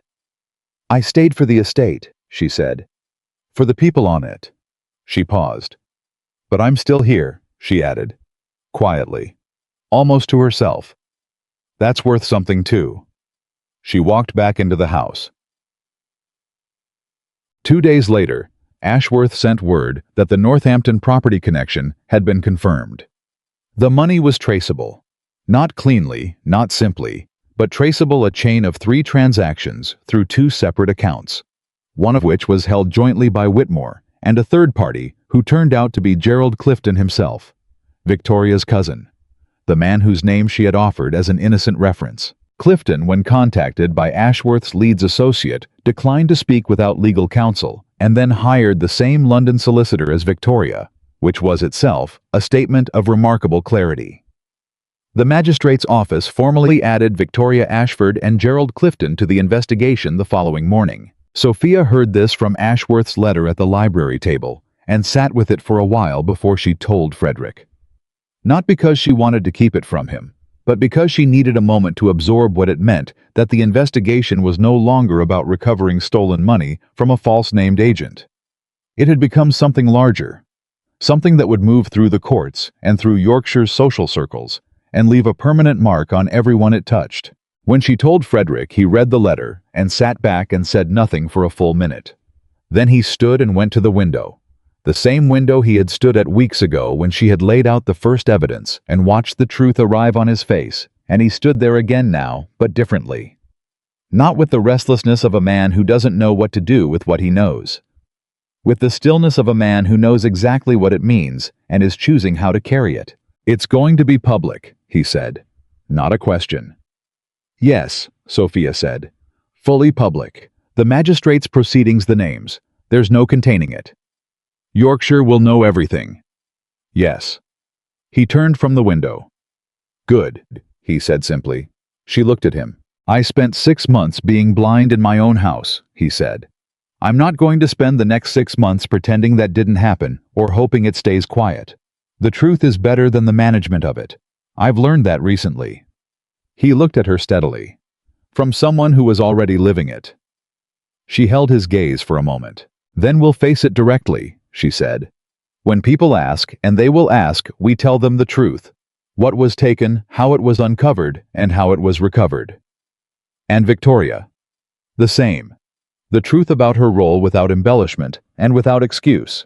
He nodded. The decision once made settled something in the room between them, a kind of steadiness that had not been there before. Not the artificial steadiness of avoidance or management, but the real kind. The kind that comes from two people facing the same direction. 3 days after that, something happened that Sophia had not anticipated. Lady Beaumont came to call. She arrived at Pembroke Hall at 11 in the morning, unannounced in her own carriage. She was 62, sharp-eyed, the wife of Lord Beaumont of the Aldermore estate north of Harrogate, and she was. Sophia had always understood the single most reliably well-informed woman in the whole of the West Riding of Yorkshire. Not a gossip. Something more precise than that. A woman who knew things and was selective about what she did with what she knew. She had been at the autumn dinner. She had been in the dining room when Sophia set down her wineglass and replied to Victoria in French. Sophia received her in the front sitting room. Frederick was in the estate yard, and she sent no word to him. This call, she understood immediately, was not for Frederick. Lady Beaumont sat with her back straight and her hands in her lap and looked at Sophia with the particular directness of a woman who has decided to dispense with all intermediary conversation. I'll come directly to the point, she said. I know what has been happening with the Pembroke accounts. Not the details, but the shape of it. Harrogate talks, Mrs. Pembroke and Leeds talks, and when a solicitor of Ashworth's standing begins moving quickly through the magistrate's office, certain people become aware that something significant is underway. Sophia folded her hands. I'm not here to pry, Lady Beaumont continued. I'm here because Victoria Ashford has been a guest in my house. Not often, but enough. And because 2 other families in this county, I will not name them without their permission, have told me in the past week that they have accounts, irregularities, they have been unable to explain. One of them dates from spring of this year, the other from winter. The room was absolutely still. Sophia's heart did not visibly change pace, but something in her chest went very tight. Pembroke Hall was not the only property, she said carefully. Not a question. No. Lady Beaumont's voice was level and quiet. I don't believe it was. Sophia sat with that for 3 seconds. Then she said, Will those 2 families speak to Ashworth? If you ask them, Lady Beaumont said. They know your name now. They know what you've done here. They will speak to someone who has already done the work, not to a stranger, starting from the beginning. Sophia looked at this woman, this careful, sharp-eyed woman, who had sat at the far end of many dinner tables and known things and chosen her moments and felt a sudden clear recognition. You've known for a while, Sophia said, that something was wrong. Lady Beaumont met her gaze without blinking. I suspected, the older woman said, but suspicion without evidence is merely accusation, and I had not yet found the person willing to build the evidence. She paused. I have now. Sophia reached for her notebook. Give me their names, she said. She told Frederick that evening. He sat across from her in the library and listened to everything Lady Beaumont's called the 2 other properties, the possibility that what they were dealing with was not a scheme targeted at Pembroke Hall alone, but a systematic operation across multiple estates in the county. When she finished, he looked at the table. This is bigger than Whitmore, he said. Whitmore is a mechanism, Sophia said. He executed the invoicing scheme, But the architecture of it, the selection of specific estates, the use of land brokers, like Fenwick, the social introduction through someone like Victoria who moved in the right circles that required coordination. And if 3 properties were targeted in the same year with the same methods, then either Whitmore is more sophisticated than a former estate clerk should be, or there is someone behind him who selected the targets and designed the approach. Frederick was very still. Someone who knew which estates were worth targeting, he said slowly. Who was solvent enough to lose money slowly without immediate alarm? Who had owners who could be distracted? The word settled. Yes, Sophia said quietly. He stood, moved to the window, came back. I need to know if there are other women, he said. Like Victoria. Used the same way she was used as the introduction point, the social access. If this was done to 3 estates in 1 year, there may be 3 women who played the same role. Or 1 woman with connections at multiple properties, Sophia said. He stopped moving. He looked at her. She looked back. Victoria moved in wide circles, she said carefully. She was a widow with a comfortable income, a London acquaintance and no particular fixed social base. She moved. She visited. She had the freedom that married women in this country generally do not have. She could have been at all 3 properties, he said. I don't know yet. I am going to find out. Sophia picked up her pen. Lady Beaumont is connecting me with the other 2 families this week. When I speak to them, I will ask about their social contacts in the months before the irregularities began. Frederick sat down. He looked at his wife across the library table at the woman who had arrived at Pembroke Hall 2 years ago and been assigned without anyone's deliberate cruelty to a kind of permanent invisibility. Who had spent 2 years reading everything while appearing to read nothing. Who had taken an autumn dinner and a whispered sentence in French and turned them into the dismantling of a scheme that had been operating across an entire county. Sophia. His voice was different than it had ever been. Not managed, not measured. Simply direct. I want to formally acknowledge something. In front of the household, in front of Ashworth, in front of whoever needs to hear it. She looked at him. This estate is being run by you, he said. Not saved by me with your assistance. Run by you. I want that to be on record. I want Ashworth to document your role in everything that has happened. Not as my wife who helped, as the person who saw what was happening and built the case that stopped it. She was quiet for a moment. Why does that matter to you? She asked. Not challenging. Genuinely asking. Because you did the work, he said. And because the people on this estate, the tenants, the workers hail, they should know who is looking after them. Not because it benefits me for them to know. Because it's the truth. And I am learning rather late that the truth is the only thing worth building anything on. She looked at her notebook. She thought about the harvest ledgers, and the supplier files, and Lady Beaumont's sharp eyes, and the names she was going to write down tomorrow, and the conversation she would have with Ashworth next week, and all the work that was still ahead of them, vast and necessary, and hers. All right, she said. She turned to the next blank page in her notebook. Then let's make sure we have everything documented properly before Ashworth comes back, she said. Starting with the timeline of Lady Beaumont's information. If there are 2 more properties involved, the magistrate's office needs to know tonight. Frederick pulled the inkwell toward him and picked up his own pen. Where do you want to start? He asked. She did not look up from the page she was already writing. At the beginning, she said. We always start at the beginning. Outside the evening settled over Pembroke Hall. The estate breathed in its ordinary rhythms, the stables quiet, the fields dark, the households of 3 families on the eastern boundary going about their evenings in the certainty that their land was secure. A certainty they did not know they owed to the woman sitting at the library table with a notebook and a pen, moving steadily through the evidence building the next case before the last one was finished. Sophia Pembroke worked until the candles burned low. And for the first time in 2 years, so did her husband. Beside her, at the same table, on the same side. It was not forgiveness, it was not love rebuilt, but it was the ground being cleared. And she knew, because she always knew about things that mattered, that the ground was worth clearing. The 2 families Lady Beaumont connected her with were the Hargroves of Thornfield and the Aldersons of Wentbridge. Sophia met with them separately within the same week. Not at their estates at Lady Beaumont's house in Harrogate, which the older woman offered without being asked, understanding instinctively that neutral ground would make the conversations easier. Sophia arrived both times with her notebook and nothing else. No Ashworth, no Frederick, just herself and the particular quality of attention she brought to every room she entered. The Hargroves sent the wife.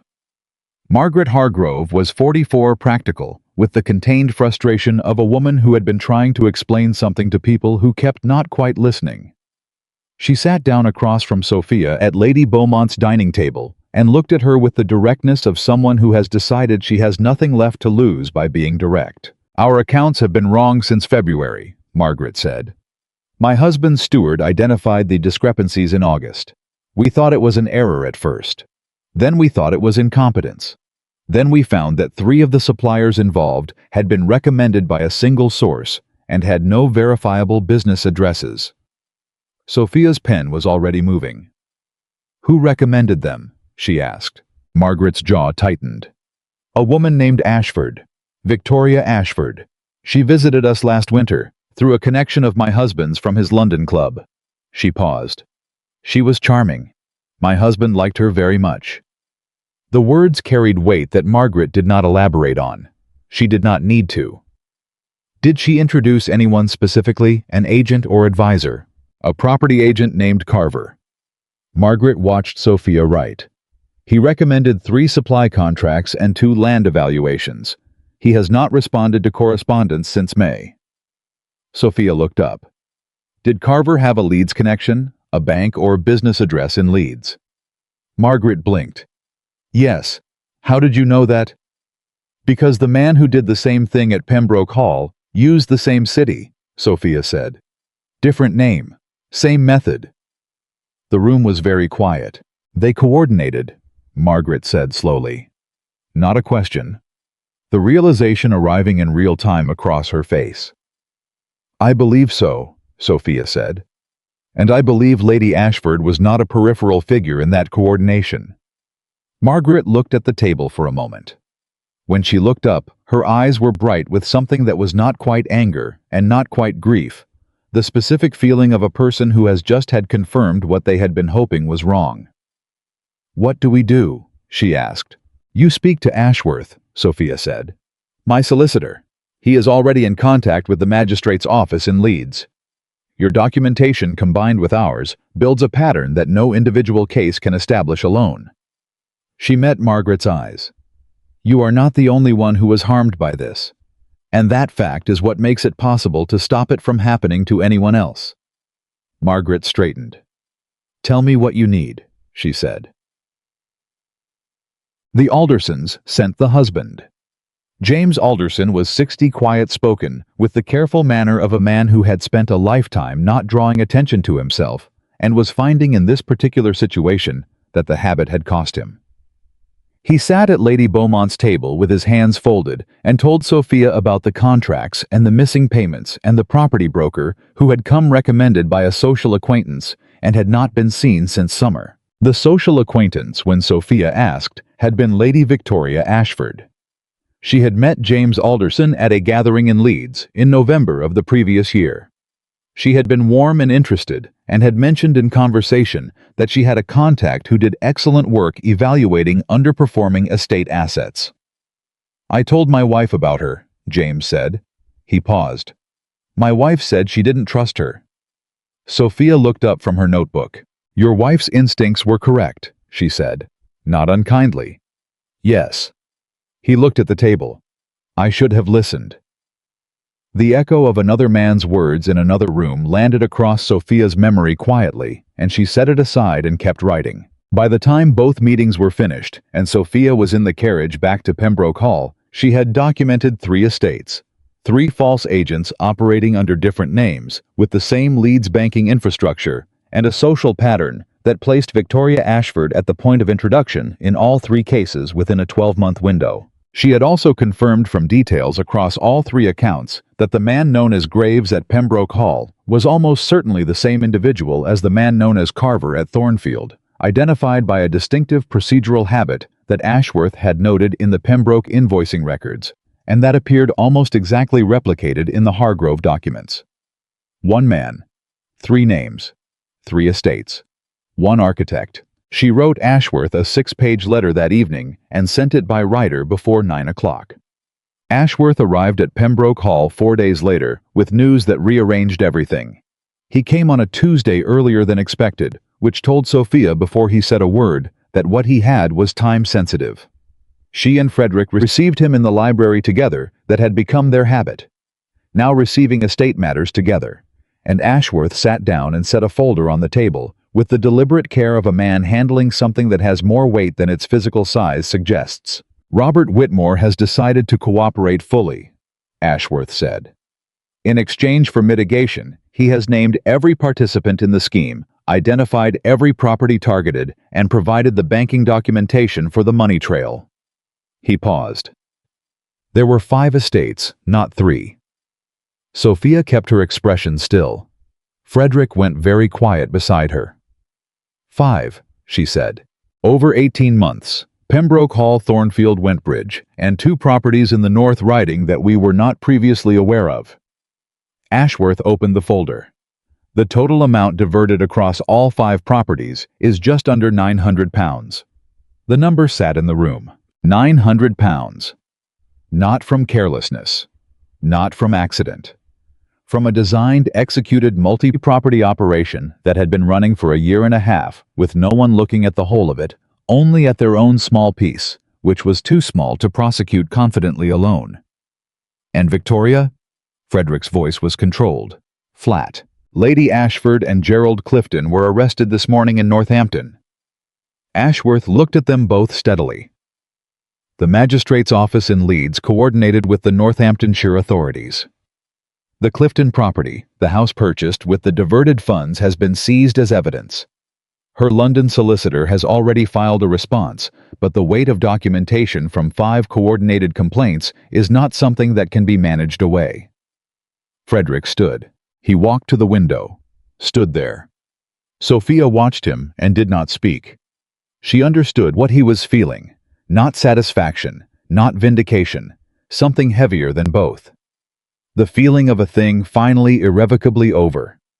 The door closed on a chapter that had cost more than money. "The recoveries," she said to Ashworth, keeping the practical thread in her hand. "The £900, how much is actually recoverable?" "The Clifton property accounts for approximately 400, Ashworth said. "Whitmore has assets that cover perhaps another 200 if liquidated. The remainder, the portion that moved through accounts that are now empty or untraceable, may not be fully recovered." He looked at her. "But Pembroke Hall's specific losses are well documented and have priority in the recovery proceedings. You will see the bulk of your £231 returned." She nodded, made a note. "The other 4 families," she said. "Are they in contact with your office?" "The Hargroves and the Aldersons." "Yes, thanks to your conversations with them last week. The North Riding families, the magistrate's office is contacting them directly now." Ashworth looked at her over the edge of his reading glasses. "Mrs. Pembroke, I want to be direct about something. The reason this prosecution is possible, the reason 5 complaints can be coordinated into a single case, rather than 5 unconnected claims that would each struggle individually, is because of the documentation framework you built from Pembroke Hall's records.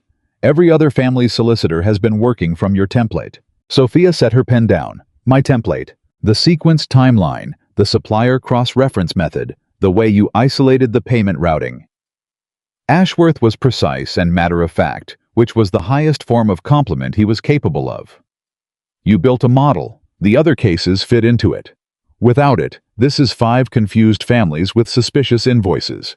With it, this is an organized fraud prosecution with coordinated evidence." He paused. "I have practiced law for 38 years, Mrs. Pembroke. That analysis would have done credit to any solicitor in Yorkshire." The library was quiet. Frederick had turned from the window. He was looking at his wife with an expression she had not seen before on anyone's face.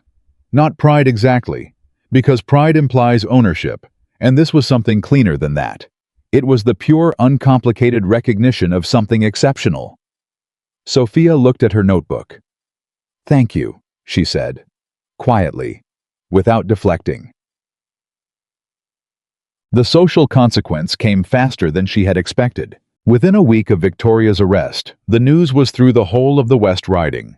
Not as rumor, as documented fact, the way things move when they have an official proceeding attached to them. Harrogate knew. Leeds knew. The Aldridge brothers, who had been at the autumn dinner and had been arguing about drainage rights, sent a formal note to Frederick expressing their concern and their confidence in his management. Lord Hathaway, who had been at the same dinner, called in person and stayed for an awkward half-hour, during which he kept starting sentences about the whole affair and stopping them again, unable to find a form of words that felt adequate. Lady Beaumont came again to see Sophia specifically. She came on a Friday morning and sat in the front sitting room with the same straight-backed directness as her first visit, and looked at Sophia with something in her eyes that was warmer than her usual precision. "Yorkshire is talking about you," she said. "I assumed it would be," Sophia said. "Not about your husband, about you." Lady Beaumont's voice was deliberate. "About what you found and how you found it, and what it means for 5 families who would still be losing money if you had not looked." She paused. "You are being discussed, Mrs. Pembroke, in terms that women in this county are very rarely discussed." Sophia met her gaze. "With respect," Lady Beaumont said simply. "Not because of who you married, because of what you did." Sophia was quiet for a moment. "I did what needed doing," she said. "Most people do not," the older woman said. "That is precisely the point." She left an hour later, and Sophia sat alone in the sitting room for a little while afterward, and felt something settle in her that had been standing at an angle for a very long time. Not vindication. Something quieter. The feeling of a person who has done the right thing for the right reason, and has arrived at last at a moment where the world is acknowledging that those two things are not always separate. Frederick gave her the letter on a Sunday morning. He brought it to the library before she had opened her notebook for the day, and he set it on the table in front of her and stood back. Not the estate accounts, not a legal document, not Ashworth's correspondence. His own handwriting on the outside. Her name. She looked at it. She looked at him. He said nothing, just waited. She opened it. It was 4 pages. She read all of it without looking up. His handwriting was less controlled than usual, not careless, but alive in a way she had never seen in his correspondence, which was always precise and formal and exactly calibrated. This was not calibrated. This was simply written. The way things are written when a person has decided that getting the tone right matters less than getting the truth out. He wrote about the dinner. The autumn dinner 6 weeks ago, now that already felt like it had happened in a different life. He wrote about the moment she had set her glass down, and the silence that followed, and what he had felt in that silence, not caught exactly. Something more complicated than caught. The beginning of understanding that there was a person at his table he had spent 2 years looking past, and that the fact of not seeing her had been his choice, made continuously every day in 100 small and unremarkable ways. He wrote about the estate office and the ledgers, and the moment she had told him about the supplier invoices with that particular stillness in her face. The stillness of someone who has been carrying something alone for a long time, and has finally decided to set it down in front of the person who should have been carrying it with her. He wrote about watching her work with Ashworth, watching her in the meetings, watching her read and think and build the case that no one else had thought to build. He wrote about the specific moment in the estate yard, when she had told him she had stayed for the estate and the people on it, and then paused and said quietly that she was still here. He wrote that he had thought about that pause every day since. He wrote in the 3rd page something that she had not expected. He wrote that he understood he could not ask for forgiveness. That forgiveness was not something asked for, but something offered by the person who had the right to offer or withhold it on their own terms and in their own time. He wrote that he was not making a request. He was making a record of what he had seen finally, and what he understood it had cost her to carry alone, and what he intended to do differently for the rest of his life, regardless of what she decided. He wrote on the 4th page, "I spent years looking for a woman who would complete my life. I did not realize that the woman beside me had been protecting it. That is not a thing I can repay." but I can spend whatever time you give me, making sure you never have to protect it alone again." She read to the end. She set the letter down on the table. She sat with it for a long, full moment with what it said, and what it cost him to say it, and what it meant that he had said it without asking for anything in return. Then she looked up at him. He was standing exactly where she had left him when she started reading. Not tense. Not performing patience. Simply there because he had understood recently, slowly but completely, that being present without condition was the most basic thing she had always deserved and never been given. "Sit down," she said. He sat. She looked at him across the library table where they had worked together for weeks now, where the evidence had been assembled, and the truth had been built, and the ground had been cleared. "I'm not going to tell you I forgive you this morning," she said, "because that's not something I can say on a Sunday morning over a letter, even a good letter. Forgiveness is built the same way. Trust is built slowly by watching what a person does when no one is requiring them to do it." He nodded. "But I'm going to tell you this." She held his gaze steadily. "I see what you are choosing now. I see the man who sat with Ashworth and told the truth, who stood in the estate yard and refused to minimize what he had done, who spent 3 weeks working beside me without once trying to take credit for what I found. I see that man." She paused. "He is worth knowing. He may even be worth building something with. I don't know yet, but I am not unwilling to find out." Something moved through Frederick's expression. Not relief exactly. Something deeper. The look of a man who has been in a desert for a long time and has just arrived at a place where there is water, and he is not rushing toward it because he understands finally that rushing is what caused the desert in the first place. "That's more than I deserve," he said quietly. Probably, she agreed. "But I've never been the kind of woman who only gives people exactly what they deserve. I'm the kind who gives people what the situation requires." She opened her notebook.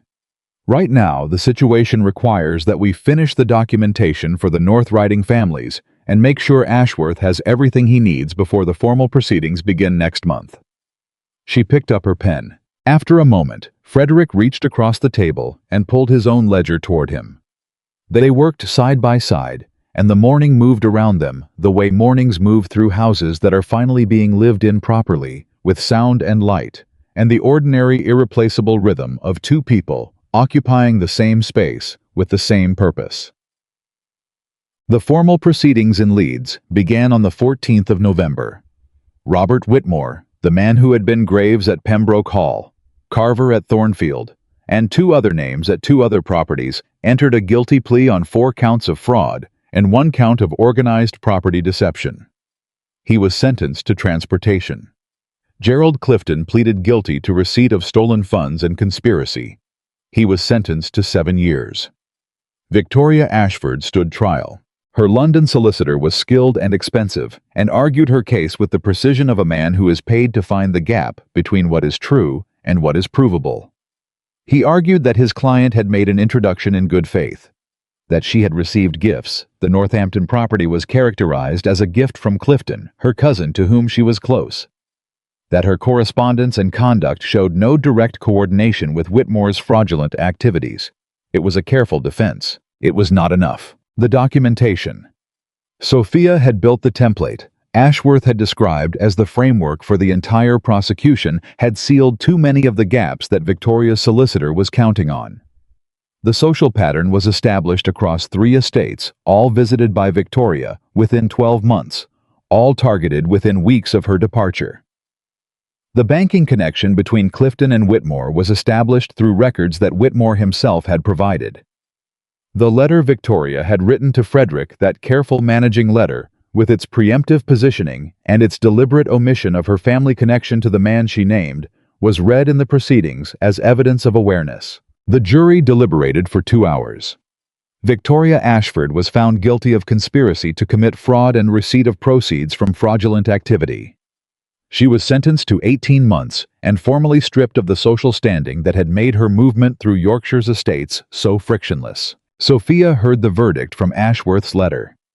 She read it at the library table on a Thursday afternoon, while Frederick sat across from her going over the tenant records for the eastern boundary. When she set the letter down, he looked at her. She handed it across the table without speaking. He read it. Set it down. Neither of them said anything for a long moment. "It's done," he said finally. "Yes," she said. He looked at her steadily. "How do you feel?" She considered the question honestly, the way she considered every question. "Tired," she said. "And glad it's over. And not particularly satisfied because I never wanted any of this to have been necessary." She paused. "But the money will be recovered. The estate is whole. The other 4 families have their documentation and their verdicts. The people on those properties are safe." She looked at the tenant records in front of him. "That is what I wanted. Not the verdict. The safety of what comes after it." Frederick looked at her for a long moment. "I know," he said. "That's who you are." She picked up her pen and went back to work. The winter gathering at Pembroke Hall was Frederick's idea. Not the elaborate autumn dinner, something smaller. A gathering of the estate's senior tenants and workers and their families held in the great hall of the main house, which Sophia had never seen used for such a purpose, and which turned out to accommodate 43 people with room to spare. Frederick planned it. He consulted Sophia at every step on the guest list, the timing, the food, the arrangement of the hall. She gave her opinions clearly and without hedging, and he took them without requiring persuasion, which was itself such a departure from everything that had come before. That the first time it happened, she had stopped and looked at him, and he had simply waited for her to continue. She was getting used to it. Slowly. The evening of the gathering. She came downstairs in a deep burgundy dress she had ordered made the previous month. Not the careful, self-effacing choices of a woman who does not want to take up too much space. Something deliberate. Something that said, "I am here, and I have always been here, and I am not going to pretend otherwise." Hale was in the entrance hall when she came down. He had been coordinating the household staff for the event, and he looked up when she appeared and did something she had never seen him do in 2 years. He smiled fully, without the careful steward's reserve, and said quietly, "Good evening, Mrs. Pembroke," with a weight in it that meant considerably more than the words. Frederick was already in the hall when she entered. He turned and looked at her, and for a moment he did not speak. Not the silence of a man who does not know what to say. The silence of a man who is looking at someone clearly and taking the full measure of what he sees. "You look—" He stopped, started again. "You look like yourself." It was perhaps the most precisely correct thing he had ever said to her. "I am myself," she said. "That's been true the whole time." "I know," he said. "I'm sorry it took me so long to see it." She held his gaze for a moment. Then she walked past him into the hall where 43 people were talking and eating and being warm and alive inside the walls of an estate that was whole and secure and honestly run, and she moved through the room the way she had always moved through rooms, with attention, with care, with the quiet authority of someone who understands exactly where she is and exactly why it matters. People spoke to her all evening. Not the careful, formal conversations of the autumn dinner, real ones. The Barton Field tenants told her directly that they had heard their leases were confirmed, and they were grateful. One of the farm workers' wives, a stout woman named Agnes, who had been at Pembroke Hall longer than Frederick, took Sophia's hand in both of hers and said, "We know what you did for this place, ma'am. Don't you think we don't?" Sophia looked at Agnes and felt something move through her that she had been holding at arm's length for months.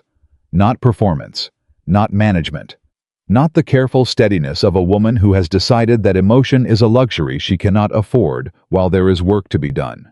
Simply feeling, clean and real and entirely her own. "Thank you," she said. "This place deserves to be looked after." "So do you," Agnes said simply. "So do you." Later in the evening, when the gathering had settled into the warm, easy rhythm of people who are comfortable and fed, and in no hurry to leave, Frederick found her standing near the far end of the hall. He stood beside her, not in front of her. Shoulder to shoulder, looking at the room together, at the people who lived and worked on the land they were responsible for, the lives that depended on the soundness of the choices made in the library and the estate office and the rooms above them. "I wrote something," he said quietly enough that only she could hear. "In the letter." About not realizing you had been protecting this. I want to say it differently now. She waited. You didn't just protect the estate, he said. You protected the people in it. Every decision you made, the way you traced the money, the way you connected the other families, the way you built the case that put Whitmore away and stopped it from happening to anyone else. You weren't thinking about the accounts. You were thinking about Agnes and her family and the Barton Field tenants and the people on 4 other properties who didn't even know they needed protecting. She did not deny it. That is who you are, he said. That is who you have always been. And I am going to spend a great deal of time making sure you have everything you need to be that person fully. Not in secret. Not alone. With the authority and the recognition and the partnership you should have had from the beginning. Sophia looked at the room full of people who were whole and safe and present because someone had been paying attention. She felt the thread of belief she had extended to him weeks ago, that first careful thread, and felt it hold, felt it strong. Then we have a great deal of work ahead of us, she said. We do, he said.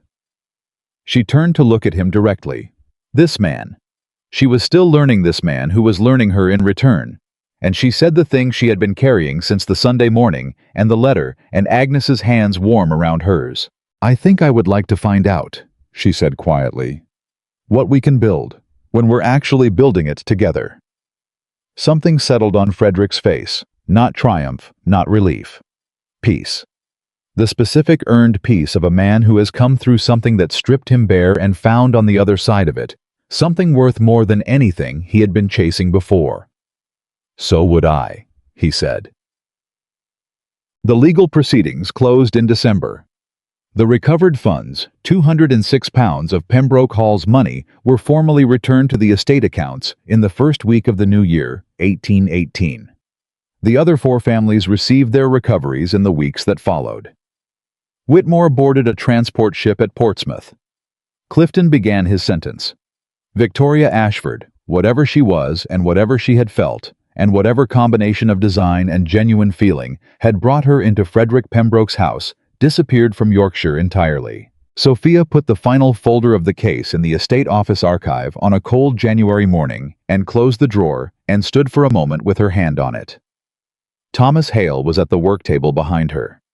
He had been updating the new supplier records. The verified, thoroughly checked supplier records approved through proper channels, reviewed by Sophia before any contract was signed. That's the last of it, he asked. That's the last of it, she said. She turned from the archive. She had a full morning ahead. A meeting with Frederick about the spring planting decisions. A letter to Margaret Hargrove, who had written asking for Sophia's thoughts on updating Thornfield's accounting practices, and a review of 2 lease renewals that needed attention before the month's end. She picked up her notebook and walked to the door and paused with her hand on the frame. Mr. Hale. He looked up. The new supplier for the Eastfield materials, the one from Harrogate. I want his delivery records cross-checked against the invoices every month. Not quarterly. Monthly. Yes, ma'am. And if anything doesn't match by even a shilling, I want to know immediately. Understood. She nodded once and walked out into the corridor. Pembroke Hall stood around her in the January morning, solid and whole, and honestly run. The people on its land went about their lives in the security of a place that was being looked after by someone who understood that an estate is not a collection of accounts and acreage, but a living arrangement between the people who hold it in trust and the people who depend on its soundness. Sophia Pembroke walked through the house she had come into as a quiet wife, and claimed as something altogether different, and she carried her notebook under her arm, and her mind already 3 steps into the morning's work, and she was completely, entirely without apology or qualification, exactly where she had always been. Visible. Known. Precisely, finally seen. And she intended to stay that way.